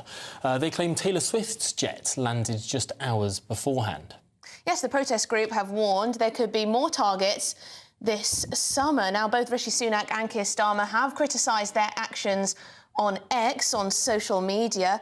I think Rishi Sunak called them a disgrace and Keir Starmer called them pathetic. But let's debate now whether Just Stop Oil should be prescribed, forbidden. Let's join with the political commentator Benedict Spence, who thinks they should be, and the senior meteorologist at the British Weather Services, Jim Dale, who thinks they shouldn't. Excellent. Two sides. Absolutely. Benedict, let's start with you. Why should they be? I think this has long since crossed over the bounds from what people might consider legitimate protest. I think the incident with Stonehenge, I don't really care that people say, oh, well, it's only cornflour, whatever it is, it'll wash off really easily. This is an international monument. This is deep history. This is the last sort of echo from time of human beings who don't actually have a voice anymore beyond the remnants that they've left us. It is something for all of humanity, and for people to sort of set the precedent that it's acceptable to attack it, even in a very minor way, I think is unacceptable. But when it comes to the question of Stansted Airport, well, then you're talking about a security threat. Actually, you cannot have whatever it is that you think your protest is, however well-intentioned you think it is. At the point at which you start, trying to trespass, break and enter into an airport, or interfere with people's jets, no matter how rich they may be, whatever you might think about them, that is a security threat to individuals. That is a security threat on a broader level. We all know about the levels of security that are applied at airports for very good reason. If you think that you can flout those rules for your personal sort of pet project, I'm afraid you've got another thing coming. If this was another group that had other sort of political minds, let's say it was Gaza protesters or something like that, I think people would be absolutely livid. And I think that we allow these people, because environmentalism is seen as this morally good thing, I think we've allowed these people far too much leeway in getting away with behaviour. Let's put your points, Benedict, to Jim. I mean, Benedict there, he sounds entirely reasonable. How can you possibly argue with that? Well, good afternoon to the pair of you.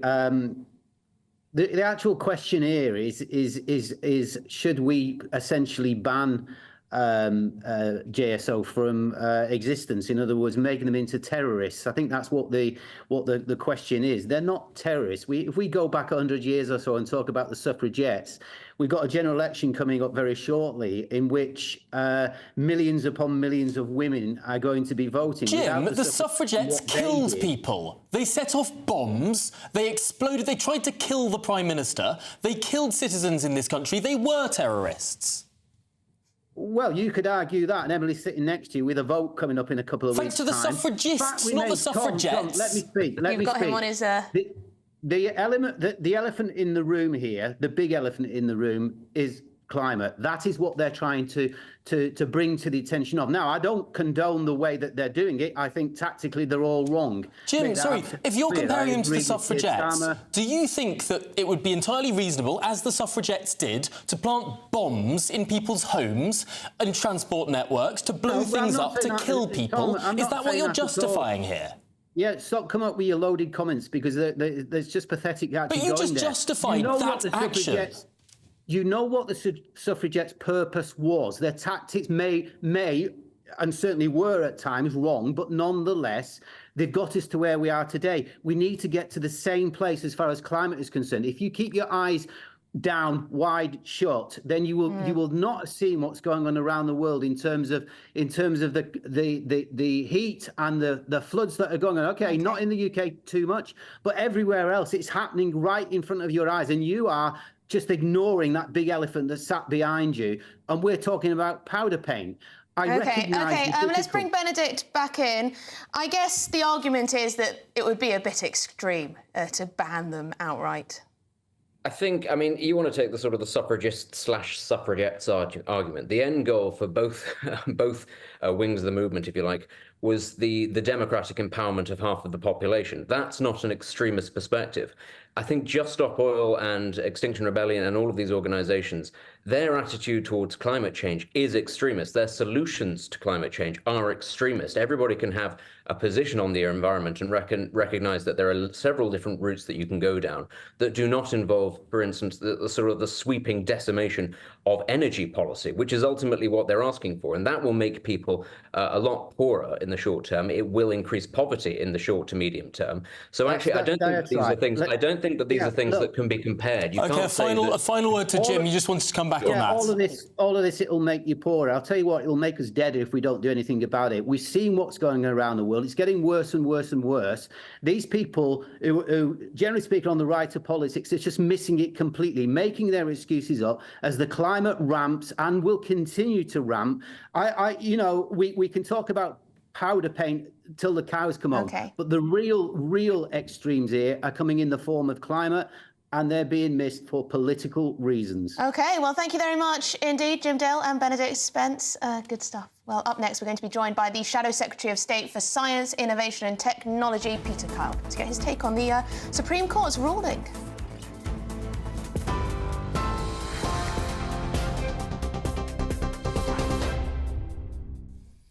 Very good afternoon to you. It's just after 1:30. The top story this lunchtime. Experts say the pieces of the puzzle are now almost in place for an interest rate cut in August. That's after the Bank of England kept it unchanged today at 5.25%. The cost of borrowing hadn't been expected to move. However, the news will come as a blow to borrowers who will continue to pay a high rate on any loans they take out, like mortgages. Well, it comes as figures suggest the average first-time buyer now needs to earn more than £60,000 to buy a property. Leading website Zoopla estimates those trying to get onto the property ladder now need an income of nearly £15,000 more than 5 years ago. Sir Keir Starmer is calling on the Prime Minister to withdraw support for two of his Conservative candidates accused of election betting, saying that Labour wouldn't tolerate such behaviour. This candidate should be suspended, and it's very telling that Rishi Sunak has not already done that. If it was one of my candidates, they'd be gone and their feet would not have touched the floor. Well, the Labour leader's comments come as Laura Saunders and her husband, who's the Conservatives' campaign director, and another candidate, Craig Williams, face investigations by the Gambling Commission. A member of the Prime Minister's protection team was also arrested last night amid similar allegations. Questions remain about the whereabouts of a British teenager who's gone missing while on holiday in Tenerife. A friend of 19-year-old Jay Slater says he rang her on 1% battery, saying he didn't know where he was. He was attending a music festival on the Spanish island and hasn't been seen since Monday. The Russian president has touched down in Vietnam this morning, continuing his diplomatic tour of Asia.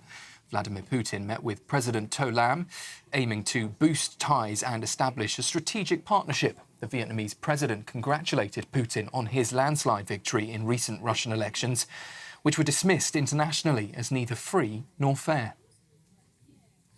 That's the latest from the newsroom for now. I'll be back at 2 o'clock with your next update. Until then, you can sign up to GB News Alerts. Just scan the code on your screen or go to our website.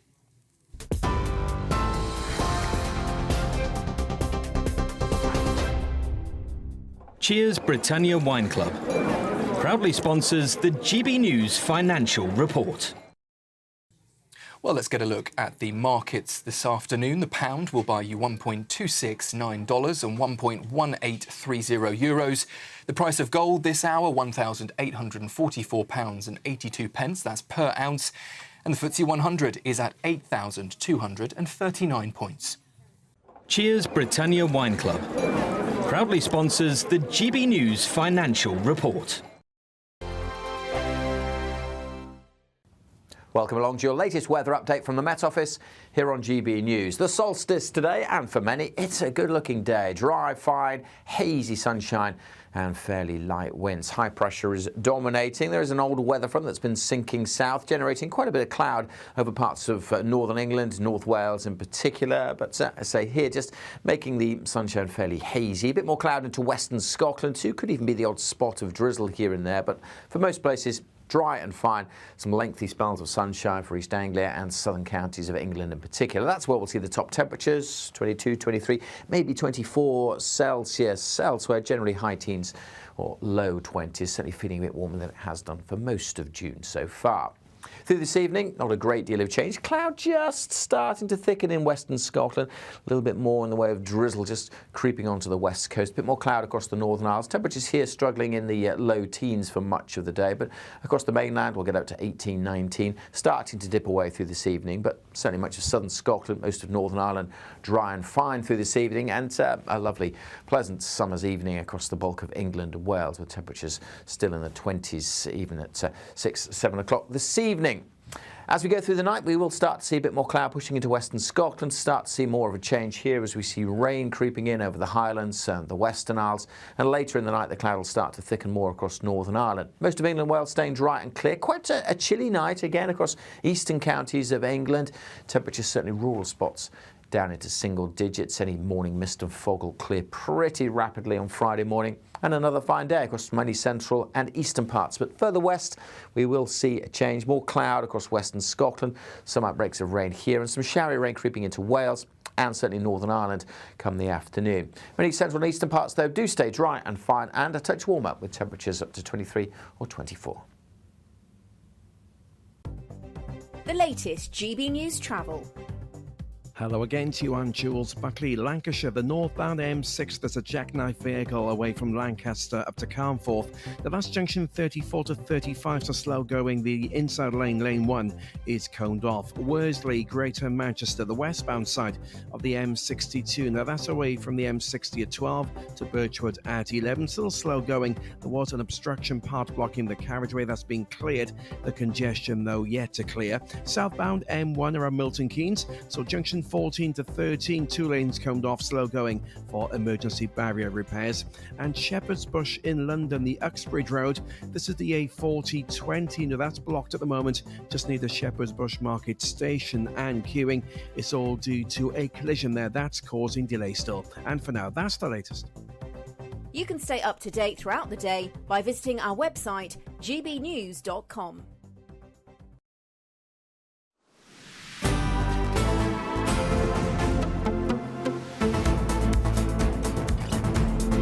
Good afternoon, Britain. It's 37 minutes past 1. Now, Sir Keir Starmer is campaigning on the issue of the economy in North Yorkshire today, with the Labour Party pledging to bulldoze planning restrictions and get Britain building again. That's accompanied by a promise of 1.5 million new homes over the course of the next Parliament. Yes, the Labour leader has also promised to hit the ground running if his party is privileged enough, in quotes, to serve the country. Well, joining us now is Peter Kyle, Shadow Secretary of State for Science, Innovation and Technology.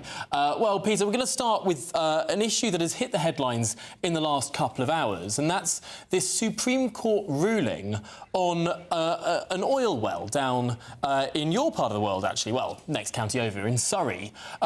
The Supreme Court has ruled against the planning permission for this well. There have been protesters, campaigners who have taken this planning decision to the court, saying they haven't considered the downstream emissions from this, what's made with the oil after it's been extracted. What do you make of this decision? Thanks, Tom. It's good to be back on the show again. Well, firstly, the rule of law stands, and the court obviously is there to interpret the law as it stands on statute. I haven't read the ruling yet, but it's clear that what they're doing is just making sure that when planning decisions are made, that they are done in a lawful way. I don't think this was a judgment that was specifically on oil. This was a judgment that was specifically saying that councils have to take an overall decision about when they do something and make a decision that does lead to emissions. They need to show how overall that council will reduce emissions over time to meet the legally binding targets that are set in law signed by Theresa May's government. I'm surprised that you're not not more angry about this, actually, Peter, because, I mean, after all, isn't your party campaigning on tearing away these planning restrictions, on making it easier to perform economic activity like this, to grow the economy? And yet this decision that was granted planning permission in 2019 has spent the last 5 years in the courts. It's been raked over by environmental activists. This is why we're not growing, isn't it? Well, the issue here is that so many decisions are holding back our country are because of bureaucratic approaches to planning. Just because you expedite planning, particularly when it aligns with our national priorities as set out in the industrial strategy that we will put out in our country as part of a decade of national renewal if we win in 2 weeks' time, is to expedite the priorities of our country, including in areas of regulation and planning. That okay, so doesn't in plain mean English, cutting corners. In plain English, would this have been... Would this have been approved under Labour, or would it still have spent 5 years in the courts? Well, where there are areas which align with our national priorities, we will find ways of expediting it through the planning process. Now, we have said already that we are not going to set out new oil and gas licences. We're going to allow the existing ones to expire. But what we will be doing, and it will have an impact in similar ways perhaps, we will be expediting things which are to do with the new technologies of the future. So carbon capture and storage, for example, wind farms, including onshore wind farms. Now, when they align to our priorities, we will find ways of expediting it. That doesn't mean bypassing communities. It doesn't mean sort of circumventing law. It can be done lawfully. As we saw with COVID during the vaccine programme, all of the laws can be adhered to. What it does mean is investing in the jobs of the future, the innovations of the future, so that Britain can become a world leader, so that not just we're doing things like sustainable technology, sustainable energy production domestically, we can get to the point, because we will have a state-backed energy company, which is GB Energy, that we can get to an economy of scale, and we can invest in innovation so early, we can start exporting these technologies right around the world. As Sir Patrick Vallance said, if we don't export it, we will end up importing it. Okay. Let's be proud of Britain One could say and the same our about innovators. oil and gas, Let's back our innovators. Let's start. But just to continue on oil, Just Stop Oil, their actions in the last 2 days have, as you can imagine, horrified quite a lot of our viewers and listeners on this channel. With the attack on Stonehenge, with this latest activity at Stansted Airport, do you think it's time to ban this group? I think what they're doing is counterproductive. I think the attack, as you saw Keir Starmer's comments and those of us in the Labour Party, their attack on Stonehenge was reprehensible. It should never have happened. What they're doing is counterproductive, because what they're doing is making this issue into a divisive issue. Actually, if you'd heard me speaking a moment ago, we will be creating new jobs of the future. We will be creating new wealth for our country, opportunities to take advantage of the global market if we get this right. This isn't all about just stopping things. This is about actually selling these issues as a transition to the future. And our country has always succeeded, whether it's the Industrial Revolution at the beginning, the technological revolution we've undergone in the past, the white heat of technology in the 1960s. Every time Britain has embraced the opportunities of the future, we succeed as a country. But so that is, of course, true. But Peter Carl, this is a campaign group that has blocked roads. It's a campaign group that stopped play at sports matches. It's a campaign group that interfered in theatre productions. It's now breaking into airports, trashing heritage sites. I mean, is it not time now to ban it? Keir Starmer says that those responsible must face the full force of the law. What about the group itself? Well, what we've had in the past, and where we fail with this, is every single one of the actions you have just outlined is already unlawful. What we need to do is make sure that the police have the powers and they have the officers, they have the resources they need and the structure and backing of government to actually enforce the law as it stands today. Any of those actions should have resulted in arrests and prosecutions. They should have ended up in the courts, but unfortunately we have a backlog in the courts of 45,000 people because of how badly managed the court system is. Most of these issues never make it to the courts. So let's fix the system. Let's make sure that when people are acting unlawfully in areas like this, we just enforce the law. Now to something completely different. The Labour Party's put out a video of Keir Starmer perhaps competing with Ed Davey for the most scenic and lovely parts of this general election campaign, walking through the Lake District with Gary Neville. Now, in his conversation with Gary Neville, he was saying how much the Labour Party has changed, how he's trying to bring forward a new group of people, and they were talking about this to each other. But Gary Neville backed Jeremy Corbyn in 2019. This was just two men who both backed Jeremy Corbyn talking to each other about the party they voted for last time. In this election, you are seeing Keir Starmer and his changed Labour Party going to the election with a fresh Labour Party, with fresh ideas, fresh policies, yes, and fresh people too. What we need to do is not just attract people who voted for and supported Jeremy Corbyn in the past, but also people who supported Boris Johnson in the past. That's the whole point of politics. It should be about attracting people and bringing people together around a core set of values, principles and policies. And that is what you are seeing from Keir Starmer's changed Labour Party. It is great that Gary Neville is out there supporting Keir Starmer. It's great that John Caldwell, who backed Boris Johnson, has now come across to the Labour Party. It's great that we see two Tory MPs in the last 6 weeks coming across and joining Labour in our mission, because they distrust the Tories on the small boats issue and on the NHS, so they come to Labour because we have the people, the politics and the ideas, the policies that are going to tackle the challenges through a decade of national renewal. But Gary Neville isn't one of those that you've had to forward. persuade recently, is he? Thank you very much, though. Peter Kyle, you are the Shadow Science Innovation and Technology Secretary. Thank you very much. Yeah, no, interesting stuff. But in a moment, we're going to be heading to Nottingham because England fans are escaping the workday. They're off a bit early. Fans, yeah, well, they're awaiting that kick-off with Denmark. We're going to be live in Nottingham. Let's go. This is GB News, Britain's news channel.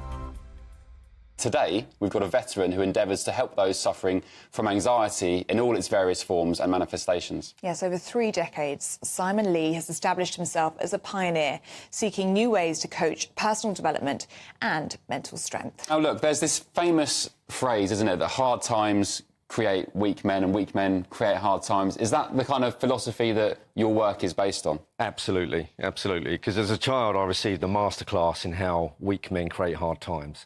Did you go through hard times as a kid? We had 3 toxic men in the family, and they caused the family no end of grief, trauma and hardship. So, and at the time when you're going through it, you think, well, you can't help but fall into a victim mentality. You think, why me? Why am I going through this? But actually, I couldn't do what I do now without that masterclass. Do you mind me asking who those men were?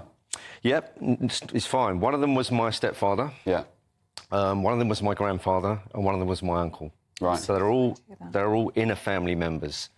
And without exception, all of them, outside of the family doors, wanted to put themselves across as moral pillars of society. How do you turn that story around and be the man that you are today and turn what you went through into a positive? How do you do that? You've established that pretty much you can, choose to be a victim of your circumstance or use it as inspiration to do better and say, you know what, when I'm older, for example, if you had a bad childhood, I want to make sure my kids get the kind of childhood I didn't have. So how do you relay that to the people you mentor now, I guess? What we do, I set up something called Unlimited Courage. We talk about giving men a primary aim of courage. So we bring in philosophies such as Stoicism, our own 7 Courages, Bushido, and they love it. They love it. And I must admit, when I found it, I felt like I'd found the Holy Grail. Wow. The People's Channel.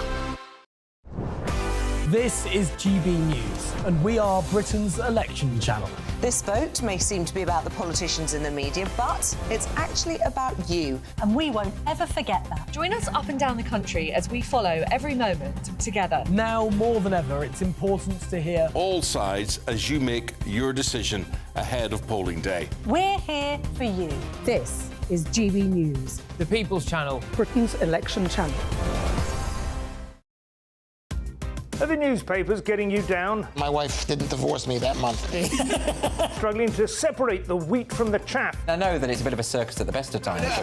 Well, don't worry, Headliners has got you covered. We'll take the burden of reading the day's news, and if we get depressed, who cares? It's an occupational hazard, frankly. That's Headliners on GB News from 11 p.m. till midnight, and the following morning, 5 till 6 a.m. on GB News, the comedy channel. Nah, just kidding. Britain's news channel.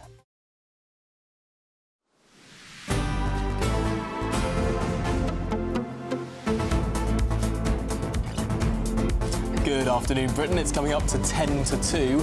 And get this, the Three Lions will be roaring back into action when they face Denmark in their second group stage game of the Euros. Yes, tournament fever is in full swing in Germany with England fans. Look, there he goes, taking his kit off. Oh, seeing a bit too much there, Makes you perhaps. proud to be British. They're already enjoying a splash of excitement. Look at him.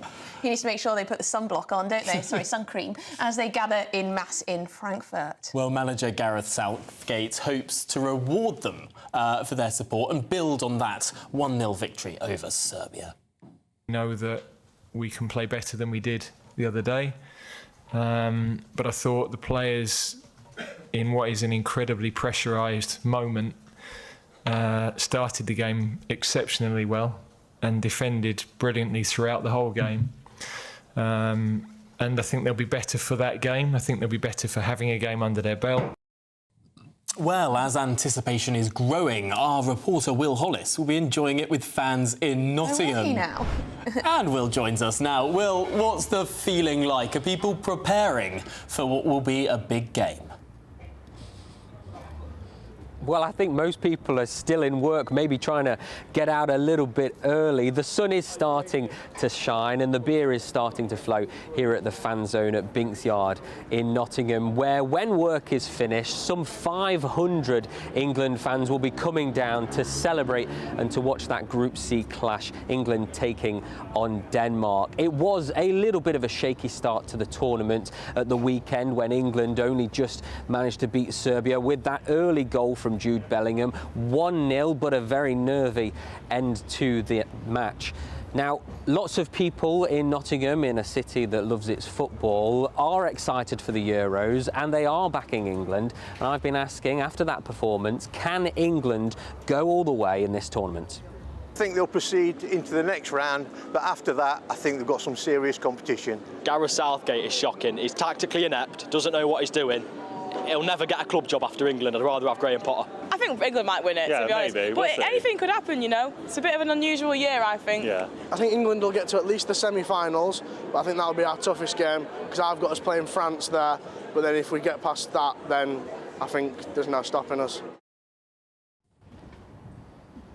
Well, if England are going to win, they need one thing, they need goals. And what happens when people score? Well, of course, the fans, particularly at fan zones like here in Nottingham, they celebrate.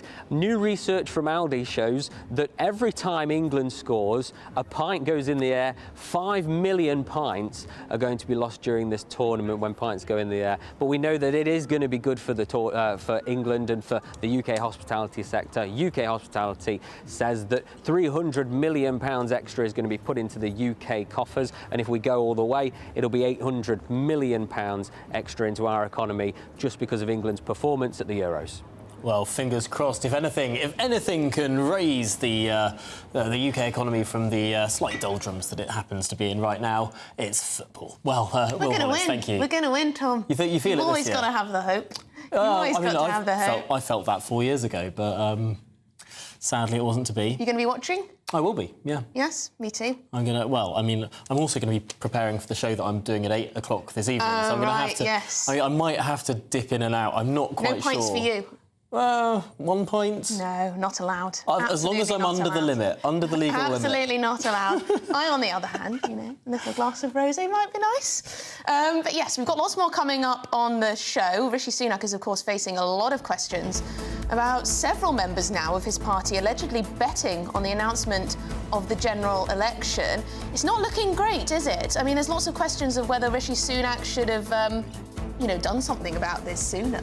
Yeah, it seems very, very odd. I mean, there was the one story that was a parliamentary aide putting 100 quid on it, and you think, oh, that's a bit silly of him, what's going on? And then you hear about the policeman, and then you hear about the second parliamentary candidate, and you're starting to think this doesn't just look like someone being a buffoon. It looks like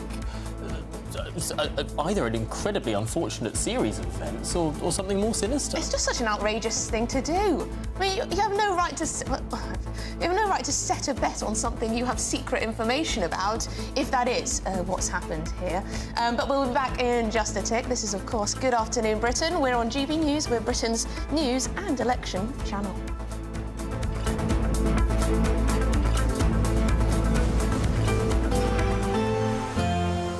A brighter outlook with Box Solar, sponsors of weather on GB News. Welcome along to your latest weather update from the Met Office here on GB News. The solstice today, and for many, it's a good-looking day. Dry, fine, hazy sunshine and fairly light winds. High pressure is dominating. There is an old weather front that's been sinking south, generating quite a bit of cloud over parts of northern England, North Wales in particular. But I say here, just making the sunshine fairly hazy. A bit more cloud into western Scotland too. Could even be the odd spot of drizzle here and there. But for most places, dry and fine. Some lengthy spells of sunshine for East Anglia and southern counties of England in particular. That's where we'll see the top temperatures, 22, 23, maybe 24 Celsius. Elsewhere, generally high teens or low 20s, certainly feeling a bit warmer than it has done for most of June so far. Through this evening, not a great deal of change. Cloud just starting to thicken in western Scotland. A little bit more in the way of drizzle just creeping onto the west coast. A bit more cloud across the Northern Isles. Temperatures here struggling in the low teens for much of the day. But across the mainland, we'll get up to 18, 19. Starting to dip away through this evening. But certainly much of southern Scotland, most of Northern Ireland, dry and fine through this evening. And a lovely, pleasant summer's evening across the bulk of England and Wales, with temperatures still in the 20s, even at 6, 7 o'clock this evening.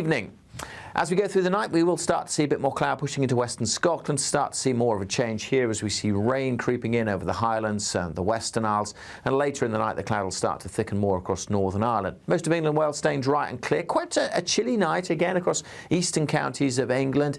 Temperatures certainly rural spots down into single digits. Any morning mist and fog will clear pretty rapidly on Friday morning, and another fine day across many central and eastern parts. But further west, we will see a change. More cloud across western Scotland, some outbreaks of rain here, and some showery rain creeping into Wales and certainly Northern Ireland come the afternoon. Many central and eastern parts, though, do stay dry and fine and a touch warmer, with temperatures up to 23 or 24.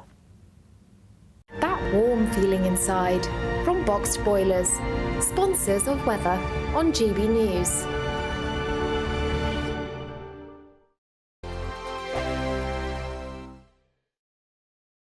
There's still time to win our Summer Spectacular with an incredible trio of treats, and you could win them. First, there's a fabulous £15,000 in tax-free cash to ensure this summer is special. What would you spend that on? Next, you'll also receive the latest iPhone 15 and a set of Apple AirPods. And finally, £500 to spend at your favourite UK attraction. For another chance to win the iPhone, treats and £15,000 cash, text prize to 63232. Text costs £2 plus one standard network rate message. You can also enter online at gbnews.com/win. Entries cost £2, or post your name and number to GB06 PO Box 8690 Derby DE1 9TT.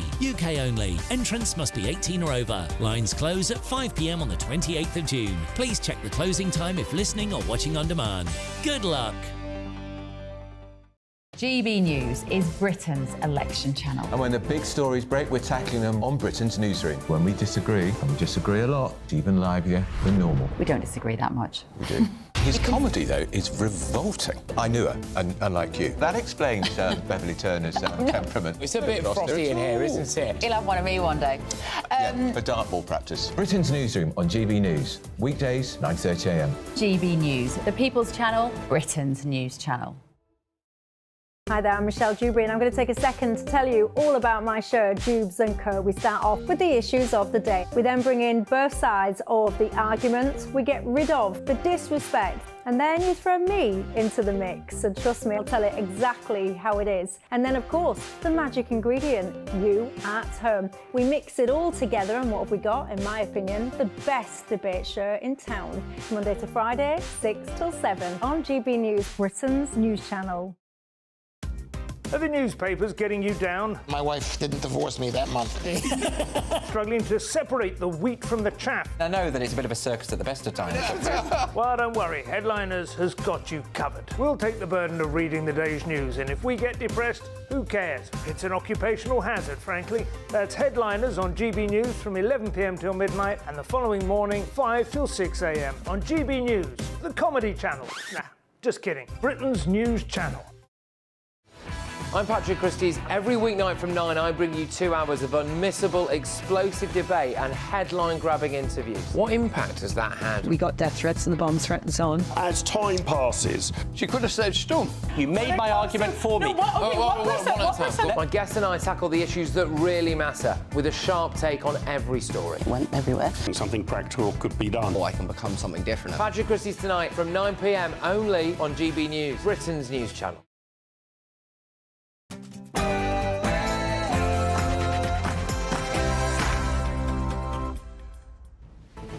Good afternoon, Britain. It's 2 o'clock on Thursday, the 20th of June. I'm Tom Harwood. And I'm Emily Carver. The future of oil and gas projects in the UK could be under threat. This follows a landmark decision by the Supreme Court. We're going to be joined by the leader of the Climate Party. Is this a good thing?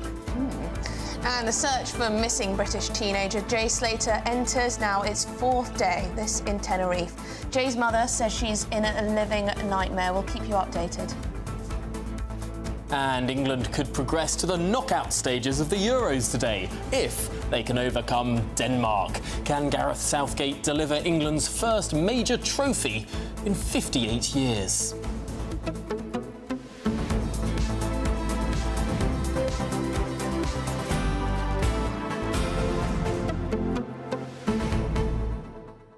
Now, we were talking to Peter Kyle in the last half hour. He's the Shadow Secretary of State for Science, Innovation, Technology. And he said something quite interesting about Labour's plans for growth and economic development. That was, of course, not allowing new oil and gas licences, but allowing a lot more wind farms and solar farms. And? What did you make of that? Well, it's interesting, isn't it? Because currently, wind farms and solar farms receive a level of subsidy. There is also a level of tax.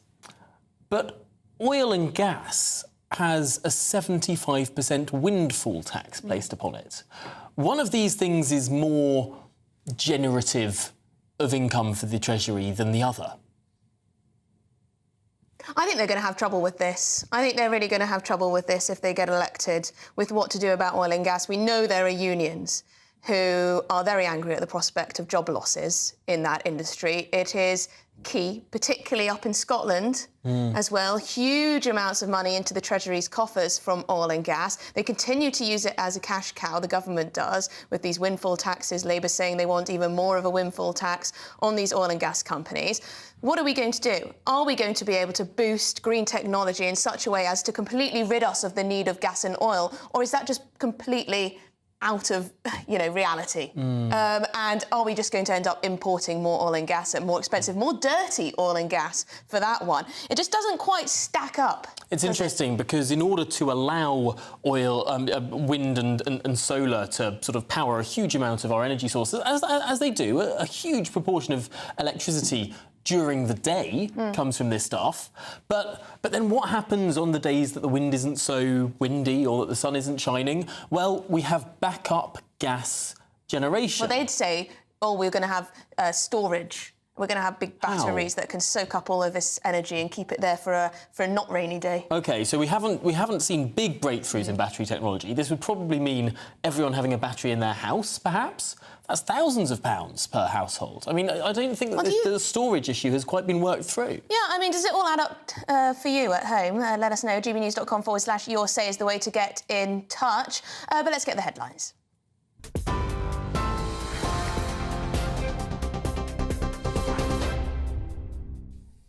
Tom, Emily, thank you very much. Good afternoon to you. It's just after 2 o'clock. Leading the news this afternoon, as expected, the Bank of England has held its interest rate of 5.25%. That's the highest level since 2008. It's a blow, though, to borrowers, but could be good news for those with savings. The bank says it needs more certainty that inflation will stay low before considering a rate cut. Well, it comes as the average first-time buyer now needs to earn more than £60,000 to buy a property. That's according to a leading website. Zoopla estimates that those trying to get onto the property ladder now need an income of nearly £15,000 more than they did 5 years ago. With just 2 weeks to go until the general election on the 4th of July, Rishi Sunak's under more pressure after 2 Conservative candidates have been accused of election betting. Sir Keir Starmer's calling on the Prime Minister to withdraw his support. This candidate should be suspended, and it's very telling that Rishi Sunak has not already done that. If it was one of my candidates, they'd be gone and their feet would not have touched the floor. Well, those comments from Sir Keir Starmer come as Laura Saunders and her husband, who's the Conservatives' campaign director, are now facing an investigation by the Gambling Commission. So is another Tory candidate, Craig Williams, a former aide to the Prime Minister, Rishi Sunak. And a member of the Prime Minister's protection team was also arrested last night over reported bets. A friend of the missing British teenager Jay Slater insists he would have tried to get help if he was in trouble. Lucy Law says the 19-year-old from Lancashire rang her during their holiday in Tenerife, admitting he didn't know where he was. Despite Jay's mobile phone being on just 1% battery, he did, though, manage to send her a photo of his location. His mother has now joined a team of mountain rescuers and the local police on their search, which is now into its 3rd day.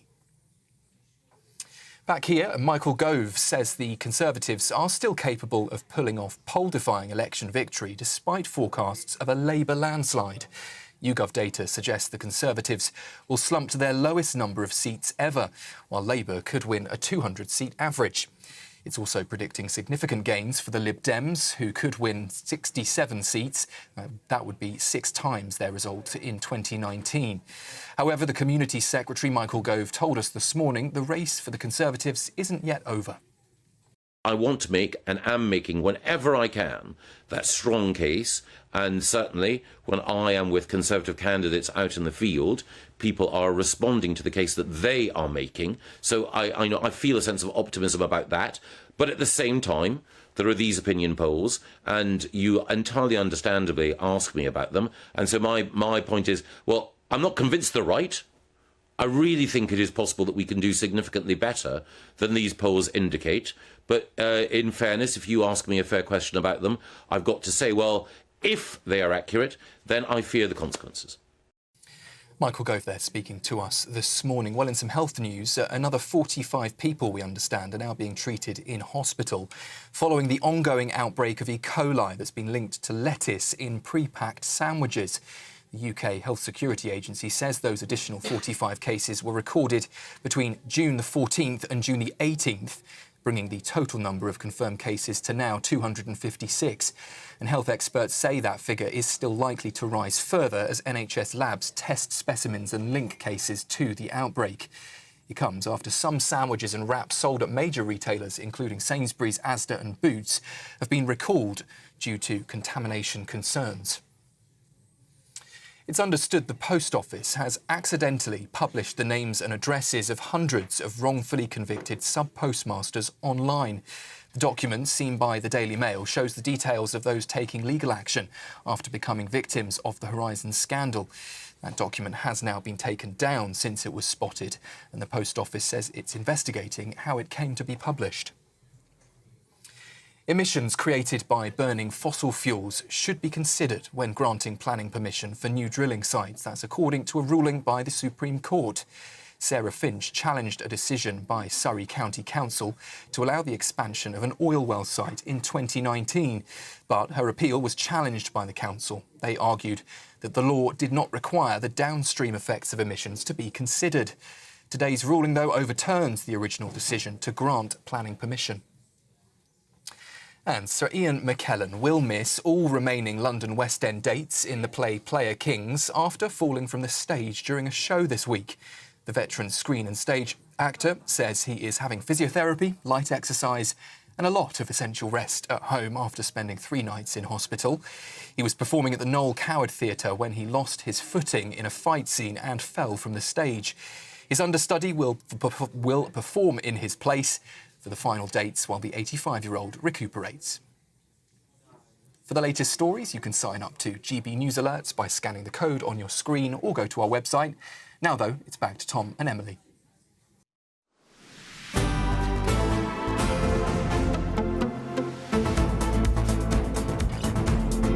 Good afternoon, Britain. It's 9 minutes past 2. Now, are the Tories in turmoil? The party is facing fresh allegations of sleaze after it was revealed a second Conservative candidate is being investigated for allegedly betting on the date of this general election. Yes, and this comes a day after fresh polling predicted Rishi Sunak's party is heading for electoral wipeout. Certainly seems a little chaotic. Meanwhile, the Labour leader Sir Keir Starmer has been continuing on the campaign trail, talking about the economy, his pledge to build more homes over the course of the next Parliament, 1.5 million, and to hit the ground running if elected. There they are with their hard hats on, the high-vis jackets on too. Let's speak to our political editor, Christopher Hope, who is live in Westminster for us, alongside our political correspondent, Olivia Utley, who's in York. Olivia, why don't we start with you, because you've been following the Labour lot around. What are they saying? Well, they're in North Yorkshire this morning, just outside York, talking about their pledge to build more houses over the next Parliament. Keir Starmer also talked about reforming various elements of renting. So, for example, removing those ground rents, or at least reducing them to sort of peppercorn rates, and also stopping, he said, the bidding wars that can take place in private renting, where one tenant offers the asking price on a particular flat, and then another comes in and gazumps them, as it's known, offers a bit more and ends up getting it. He says that is one of the reasons why rental prices are being pushed up, and Labour wants to put a stop to it. Of course, ultimately, the reason why rental prices are being pushed up is because there is not enough supply, and Keir Starmer is promising to fix that. It is possible that Labour will have a slightly easier time fixing this issue than the Conservatives, because the Conservatives tend, on the whole, to be a little more NIMBY-ish, as it's known. So people in sort of pretty rural constituencies, often around the sort of southeast of England, who are worried, sometimes very understandably, about new homes being built in their areas. As Labour is a slightly more urban party, it might be a bit easier for them to start to tackle this crisis. And Keir Starmer is certainly making the right noises. We also talked to him this morning about those polls that came out last night, which suggested total decimation for the Conservative Party, and Labour getting perhaps the second biggest majority since the Second World War, a bigger majority than Tony Blair. Well, some of the Labour people I've spoken to here today are actually a little bit worried about those polls, because they're worried that it's going to encourage complacency in their voters. This is what Keir Starmer had to say when I asked him about it earlier. Polls do not predict the future, and I'm well aware that every single vote has to be earned, and it will only be earned if people put their trust and confidence in Labour. And this is a choice election, a choice between carrying on with the 14 years now we've had of chaos, of division, of failure, and the breach of standards which we're seeing today in relation to this gambling story.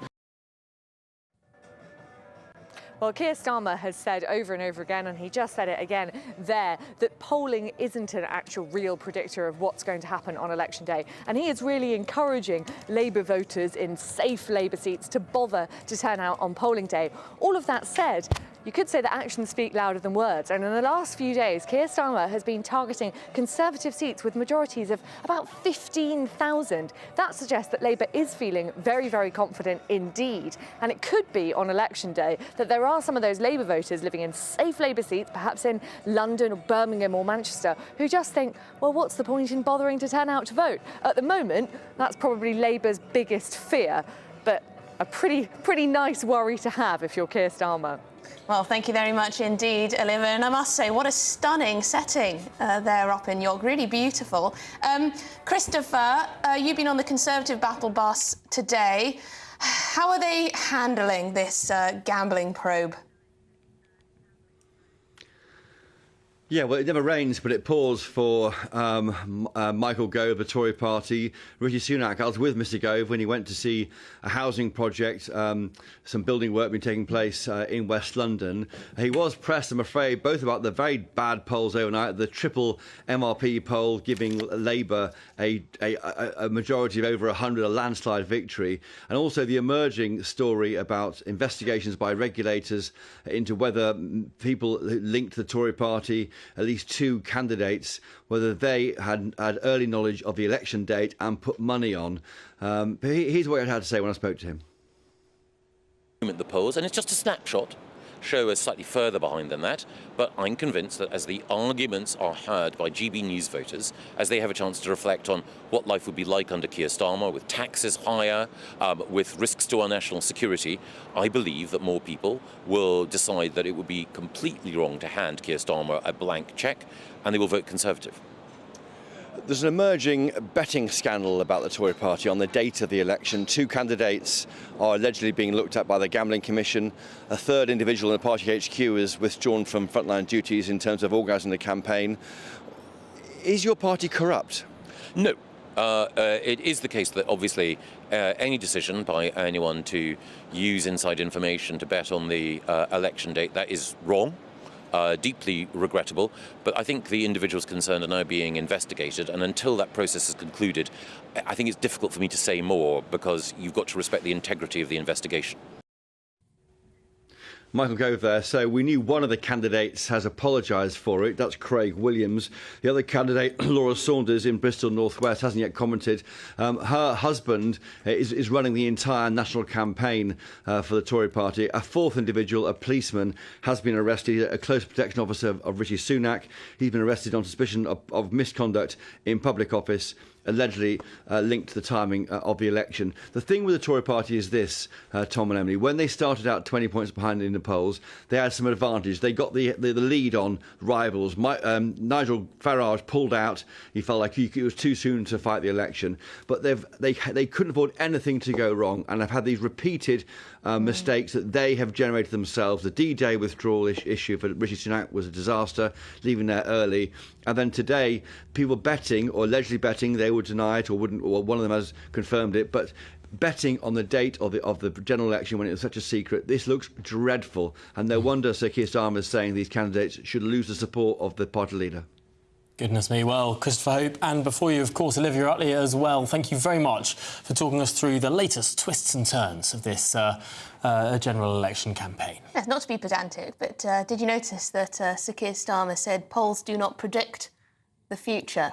That's exactly what polls attempt to do. They do predict the future. I guess maybe he meant dictate the future. Polls don't dictate the future. No, I think what he meant was that opinion polls are a snapshot, not a prediction. That's the whole point. They are a prediction, though.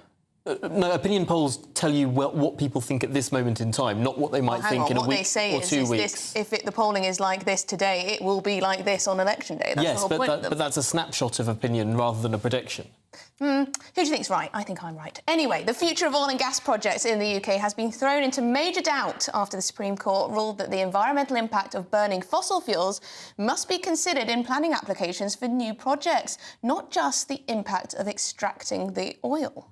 The case was brought before the court after an oil drilling project in Surrey was granted planning permission all the way back in 2019. Well, joining us now is Ed Gemmell, leader of the Climate Party. Ed, thank you very much indeed for joining us. We do need oil and gas still, don't we? Well, we need it immediately now. We're certainly not going to need it in the future. And the quicker we get our heads around that and start developing other things, the better. I mean, this is a fantastic ruling.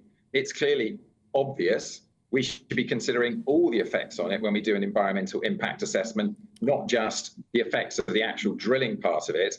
And this is totally logical. We already do it in the nuclear industry. We already assess the environmental impacts of what they have to do in the nuclear industry when they deal with that nuclear waste afterwards and actually get rid of it in a safe way. So exactly the same thing should be happening in the fossil fuel industry as well.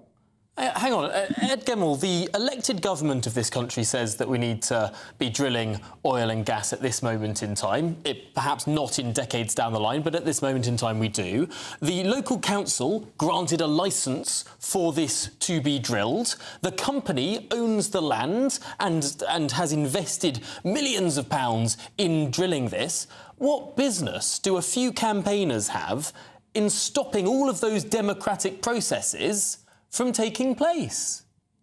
Well, put it this way, we have a democratic process which has allowed us to elect a government which has provided for the fact that we need to environmental impact assessments when we do these things. So that was a democratic process which led to that. That democratic process has allowed us to now allow the courts to get on in deciding whether the legislation is being followed or not. And what the court has said, it hasn't said that you can't do it. It said that you have to consider those environmental impacts when you are considering those cases for giving planning application for fossil fuel projects. The same happens in other industries. You know, this is no different. What they're just saying is that it's obvious that when you're burning the product of that extraction, there is an environmental impact, and that should be considered. It's obvious, and it's part of the democratic process arriving at it. I think, though, there's an upside to this. I mean, look, oil and gas is old news. And we now, for 20 or 30 years, have ignored in this country the vast reserves we have of tidal power and wave power. There's a government study, actually from probably 5 years ago now, from Bay's department, saying that we could have up to 20 gigawatts of tidal power happening in the UK, completely predictable, we keep the lights on, we know when it's working. If we'd had that at the moment when the Ukraine Ed, there's a difference here, though, isn't there?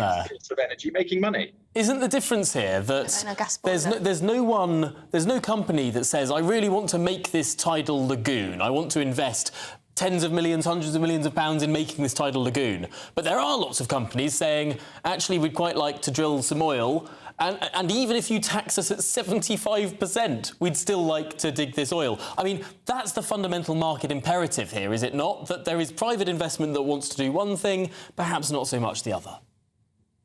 You're absolutely right, but that's actually because our tax system has got it all the wrong way around. Every time we tax these companies more on the windfall tax, we're still allowing them tax rebates, which can come up to over 100% of what we're taxing them. So when they get this 100% rebate, for various infrastructure levies and various other things, when they go drilling for oil in the North Sea. So actually, by taxing them, in certain circumstances, we're incentivizing them to go back and do more drilling. It's crazy. Whereas on tidal barriers, because you get your tax rebate only when you're making a profit, we're de-incentivizing tidal barriers, which is something we're rich in this country, and we could be doing all the time in the future, forevermore. OK, well, thank you very much for putting your case across. Ed Gemmell, leader of the Climate Party. I mean, there'd be a lot of gas boilers to rip out, wouldn't it, if we were to say absolutely no to the old gas? Yeah. Well, there is a plan to phase out gas boilers, but I'm not sure we've quite decided what we're going to replace them with yet. Well, yes, quite. Anyway, up next, we're going to get the latest on Jay Slater, the missing teenager in Tenerife. Concern is growing over his whereabouts. Stay with us.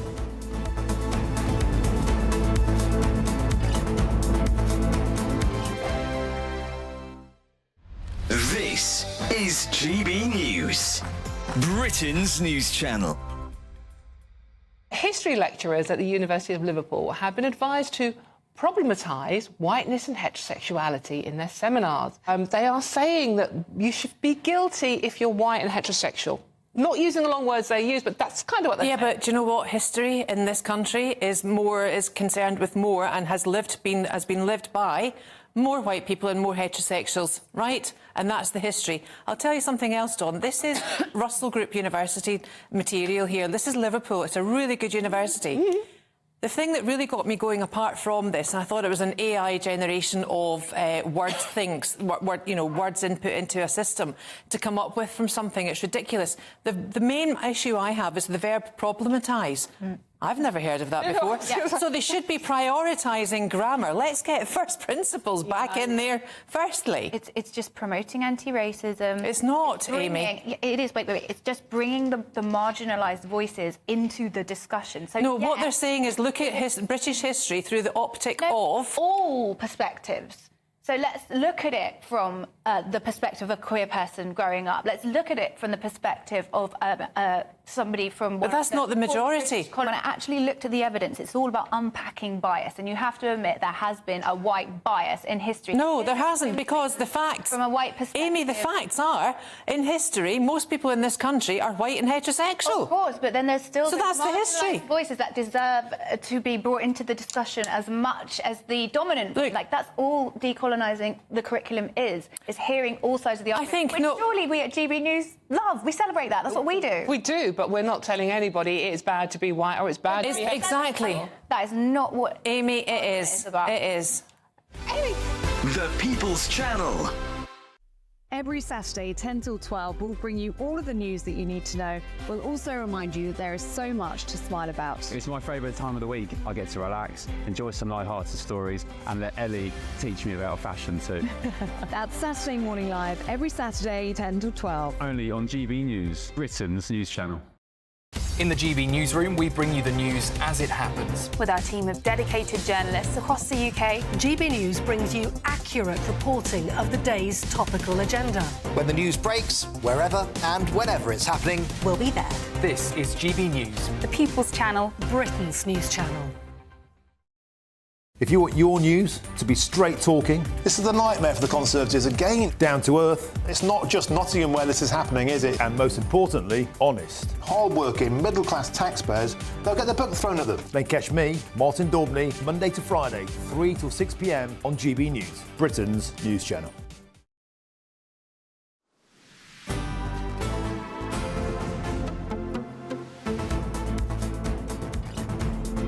Good afternoon, Britain. It's 25 minutes past 2. Now, the mother of missing Jay Slater says the continued search for her son is an absolute living nightmare. Yes, the 19-year-old was attending the NRG Music Festival on the Canary Islands with some friends. They'd last heard from him in Tenerife on Monday morning when he told a friend he would walk back to his accommodation after missing his bus. Well, joining us now is our reporter, Charlie Peters, because, Charlie, this is an absolute nightmare situation for the family. What more do we know? Well, a nightmare situation, that's what his mother is saying. But we've also heard from his best friend on the island, Lucy, who has accused the Spanish authorities of not doing enough on this search. Now, with the timeline that we have, we understand that on Sunday evening, Jay Slater was at the NRG festival on the island. He was last seen there at about 8:45 in a Snapchat video, and then moved on to an undisclosed location, reportedly with some other people. And then Lucy heard from him again in the morning in a phone call at 8:15, where he said that he was dehydrated, he'd cut his leg on a cactus, and that he was intending to make his way home by foot. What many are saying is an 11-hour walk for a typical person back to his accommodation from a rural area in northwest Tenerife. You're seeing some of the footage now on your screens. If you're listening in, it's a dry and arid mountainous area, and we can see some footage of the search and rescue teams working on that location.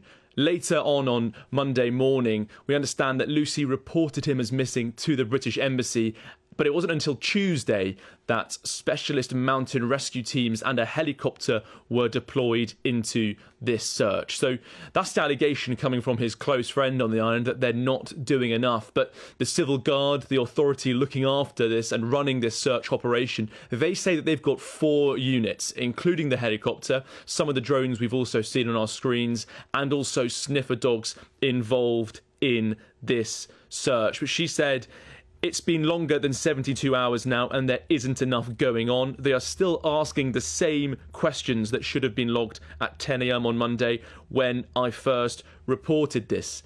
There have also been other concerns raised by Lucy, who said that the final phone call was odd and that his disappearance was suspicious and weird. Now, she made those comments as the focus moved back into this rural Masca area of northwest Tenerife. The last time his phone record showed him, his location showed him, was at 8:50, which was in the rural Deteno Park, which we're seeing on the northwest of the screen. The search continues now, but after 4 days, many are describing this as a crucial part of the operation. Well, thank you very much indeed for bringing us that update. Charlie Peters, our reporter there in Westminster. Now, in other news, 2 activists have now been arrested after they took it upon themselves to break into a private airfield in Stansted. Why? Well, to vandalise several planes. They're demanding an end to fossil fuels by 2030.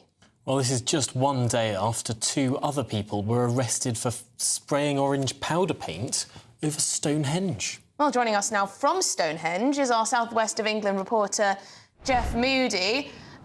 Jeff, arrests have been made. What next? Arrests have been made, yes, and the 2 people that were arrested here at Stonehenge have now been released on bail.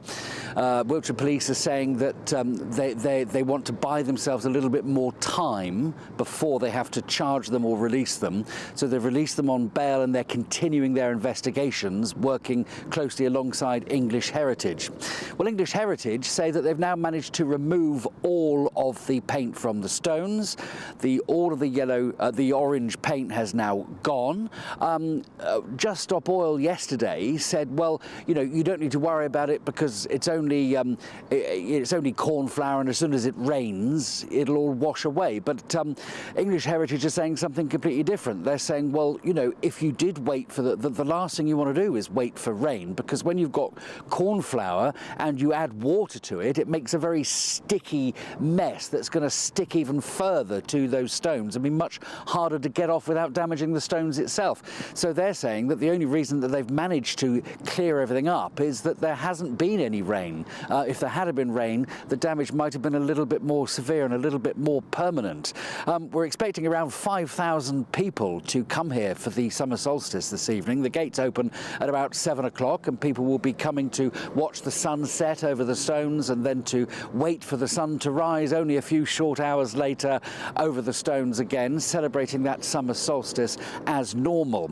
But of course, we're now hearing that there have been 2 arrests in Stansted, where 2 more protesters managed to get into a part of the airport and damage some of the private jets there. Not the one owned or borrowed by or used by Taylor Swift, but that one was on the site as well. Just Stop Oil, for a long time, they've been saying, haven't they, that what they want, what they're trying to achieve, is no new oil and gas licences. Well, if, as we're led to believe, Sir Keir Starmer will be forming the new government in a month's time, they're not planning to release any more licences anyway. So Just Stop Oil have said this is no longer enough to wait for a Labour government and hope there are no licences. They want to totally phase out the use of all fossil fuels in this country by 2030. That's just 6 years' time.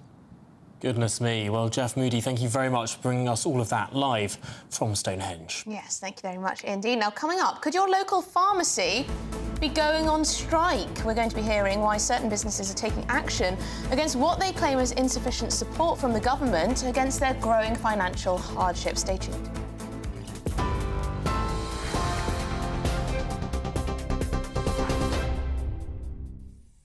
Just coming up to 32 minutes past 2, the top story from the newsroom this afternoon. As expected, the Bank of England has held its interest rate at 5.25%. That's the highest level since 2008. It's a blow for borrowers, but could be good news for those with savings. The bank says it needs more certainty, though, that inflation will stay low before considering a rate cut. It comes as figures suggest the average first-time buyer now needs to earn more than £60,000 to buy a property. Leading website Zoopla estimates that those trying to get onto the property ladder need an income of nearly £15,000 more than they did 5 years ago. Sir Keir Starmer is calling on the Prime Minister to withdraw support for two Conservative candidates who've been accused of election betting, saying that Labour wouldn't tolerate such behaviour. This candidate should be suspended, and it's very telling that Rishi Sunak has not already done that. If it was one of my candidates, they'd be gone and their feet would not have touched the floor. Well, it comes as Laura Saunders and her husband, who's the Conservatives' campaign director, and another candidate, Craig Williams, face investigations by the Gambling Commission. A member of the Prime Minister's protection team was also arrested last night amid similar allegations. Questions remain about the whereabouts of a British teenager who's gone missing while on holiday in Tenerife. A friend of 19-year-old Jay Slater says he rang her on just 1% battery on his phone, saying he didn't know where he was. He was attending a music festival on the Spanish island and hasn't been seen since Monday. The Russian president has touched down in Vietnam this morning, continuing his diplomatic tour of Asia. Vladimir Putin met with President To Lam, aiming to boost ties and establish a strategic partnership. The Vietnamese president congratulated Putin on his landslide victory in recent Russian elections, which were dismissed internationally as neither free nor fair. That's the latest from the newsroom for now. I'll be back with your next update at the top of the hour. Until then, you can sign up to GB News Alerts by scanning the code on your screen or go to gbnews.com/alerts.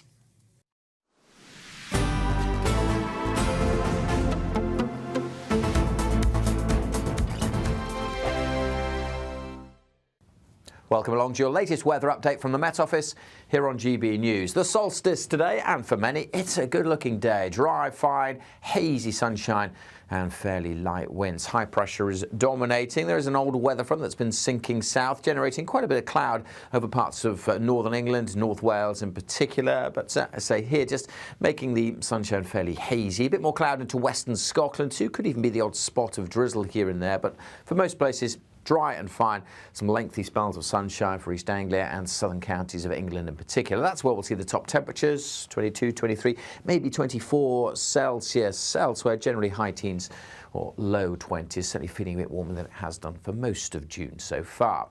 Through this evening, not a great deal of change. Cloud just starting to thicken in western Scotland. A little bit more in the way of drizzle just creeping onto the west coast. A bit more cloud across the Northern Isles. Temperatures here struggling in the low teens for much of the day. But across the mainland, we'll get up to 18, 19. Starting to dip away through this evening. But certainly much of southern Scotland, most of Northern Ireland, dry and fine through this evening. And a lovely, pleasant summer's evening across the bulk of England and Wales, with temperatures still in the 20s, even at 6, 7 o'clock this evening. As we go through the night, we will start to see a bit more cloud pushing into western Scotland, start to see more of a change here as we see rain creeping in over the Highlands and the Western Isles, and later in the night the cloud will start to thicken more across Northern Ireland. Most of England, Wales staying dry and clear. Quite a chilly night again across eastern counties of England. Temperatures certainly rural spots down into single digits. Any morning mist and fog will clear pretty rapidly on Friday morning. And another fine day across many central and eastern parts. But further west, we will see a change. More cloud across western Scotland. Some outbreaks of rain here and some showery rain creeping into Wales and certainly Northern Ireland come the afternoon. Many central and eastern parts, though, do stay dry and fine and a touch warmer with temperatures up to 23 or 24. The latest GB News travel.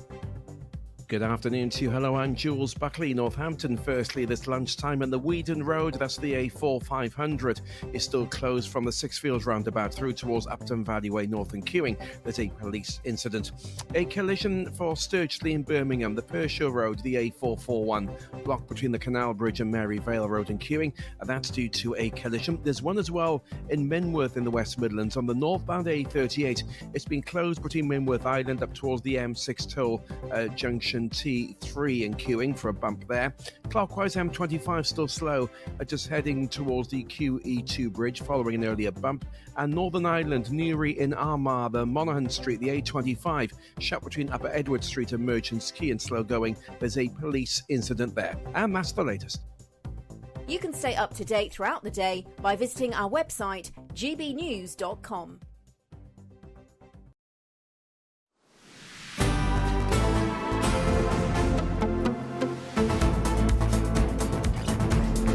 37 minutes past 2, and coming up today is Martin Domney. He's got to go head-to-head against England for his show today, don't you, Martin? But what have you got in store? Are you going to have some football cheer?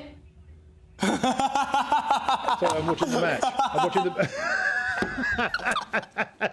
So it's got to be one of those, someone's got to bravely and forlornly carry on in the face of overwhelming odds. Of course, it's all about the foosball in Frankfurt. Will the Great Dane smokers, or will Gareth Southgate's boys bring home the bacon? All eyes on the build-up, including those wonderful shots of those slightly sozzled fans taking a little dip in the marketplace there. And we'll have some information from inside the team selection process, and of course the fan zone in Nottingham, my hometown. And that report today about 5 million glasses of beer get thrown in the air. I've never spilled a drop in my life. Why spend £6 for a pint of beer and throw it in the air? What a waste of time, what a waste of money. But as I say, I'll probably be going like this. I'll be going, and Rishi Sunak, yay! But it's one of those. Well, Martin, what we will have to do is have two television screens, one fixed on GB News and yourself, and the other on the game. We'll be watching your commentary and reaction throughout. Martin, thank you so much. You can always watch the football on catch-up. You can always watch the football on catch-up. Yes, there's nothing, nothing says England match at the Euros than slightly overweight men taking their kit off and jumping into a large barrel of water. Yes, let's hope it is water, and let's hope that that Thames water has nothing to do with it. In other and slightly more serious news now, thousands of pharmacies across the UK are taking part in an unprecedented day of action over funding pressures. Yes, pharmacies are turning their lights off in protest in what the National Pharmacy Association, who represent these independent community pharmacies, have described as the first of its kind. Well, let's make some sense of this now. We're joined by the Chief Executive of the National Pharmacy Association, Paul Rees.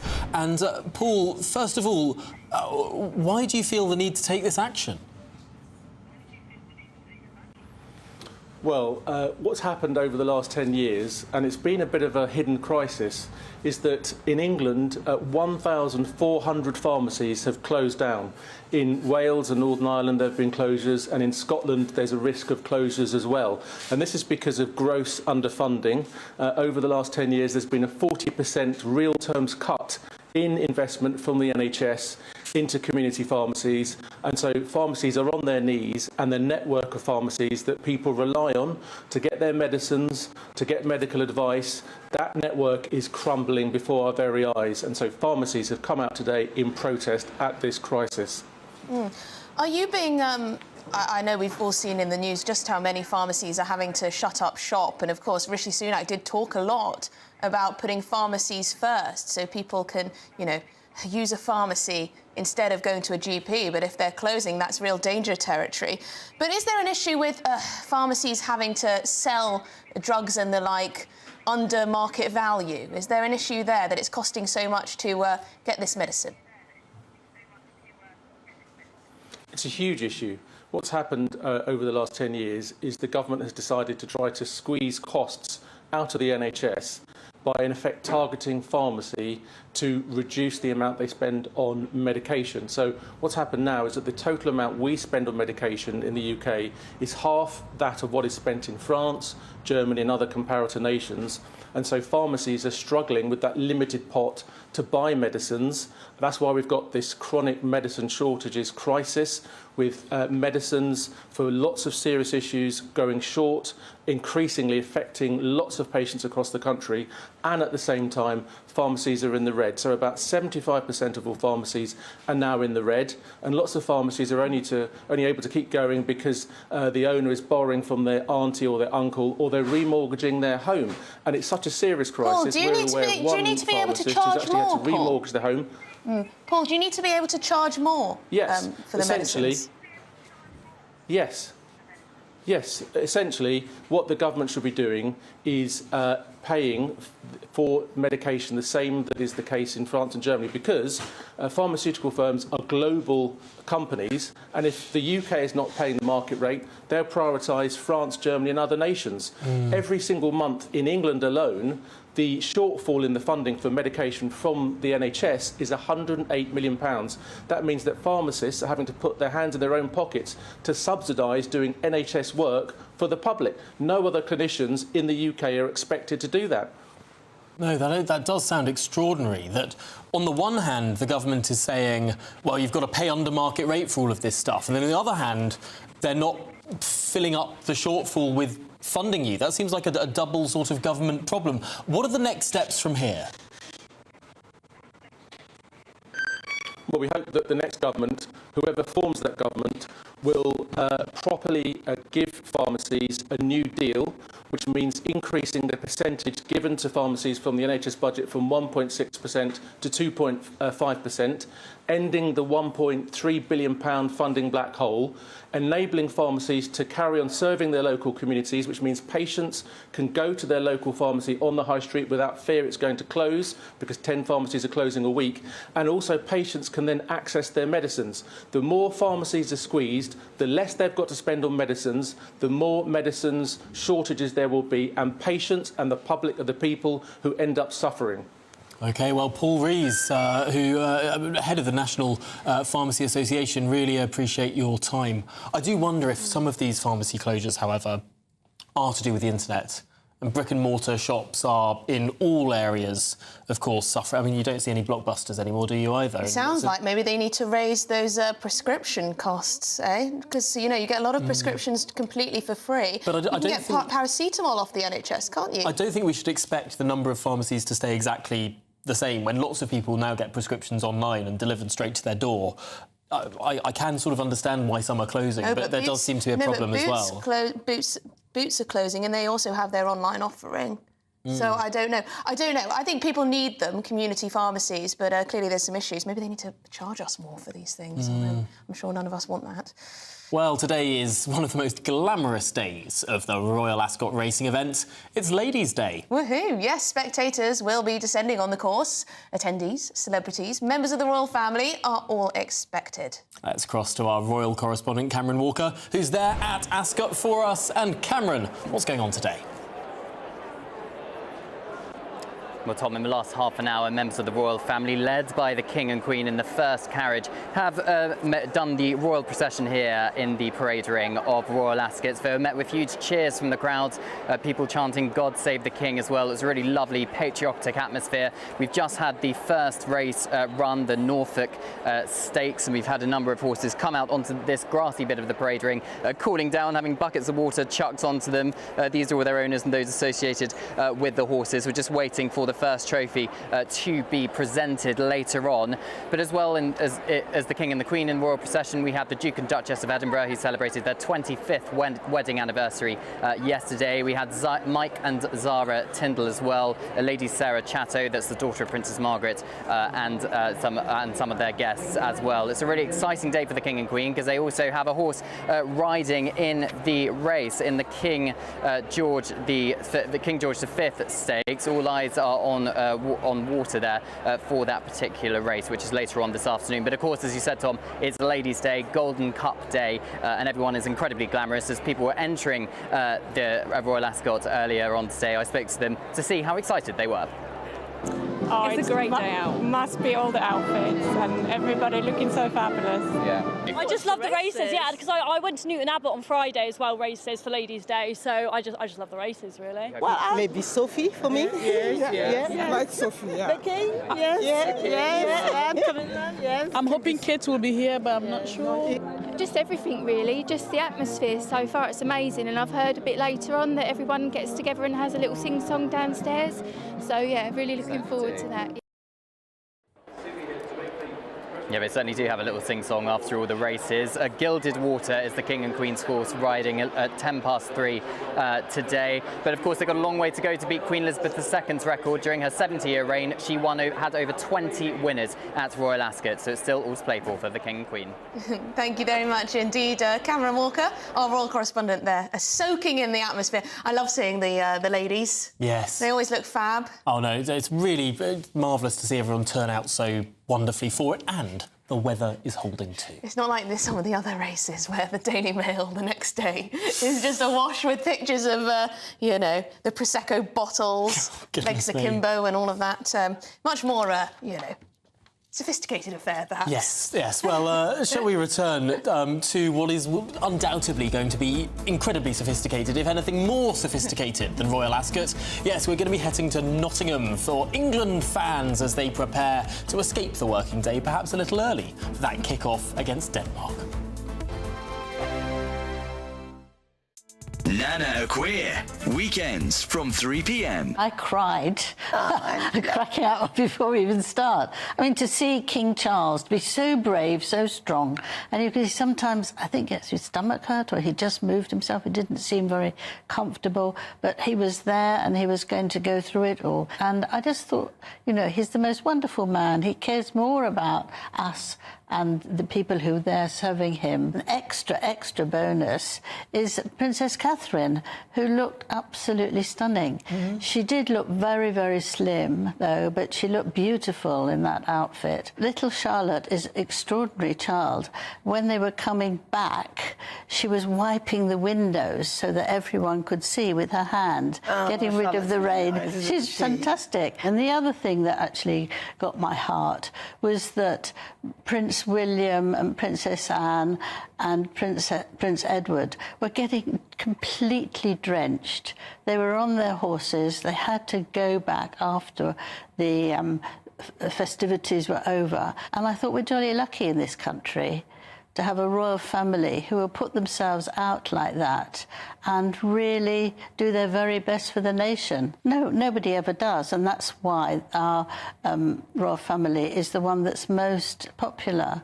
And I do have to say, and just a couple of words, that Meghan introduced some raspberry jam and some dog's biscuits just an hour before.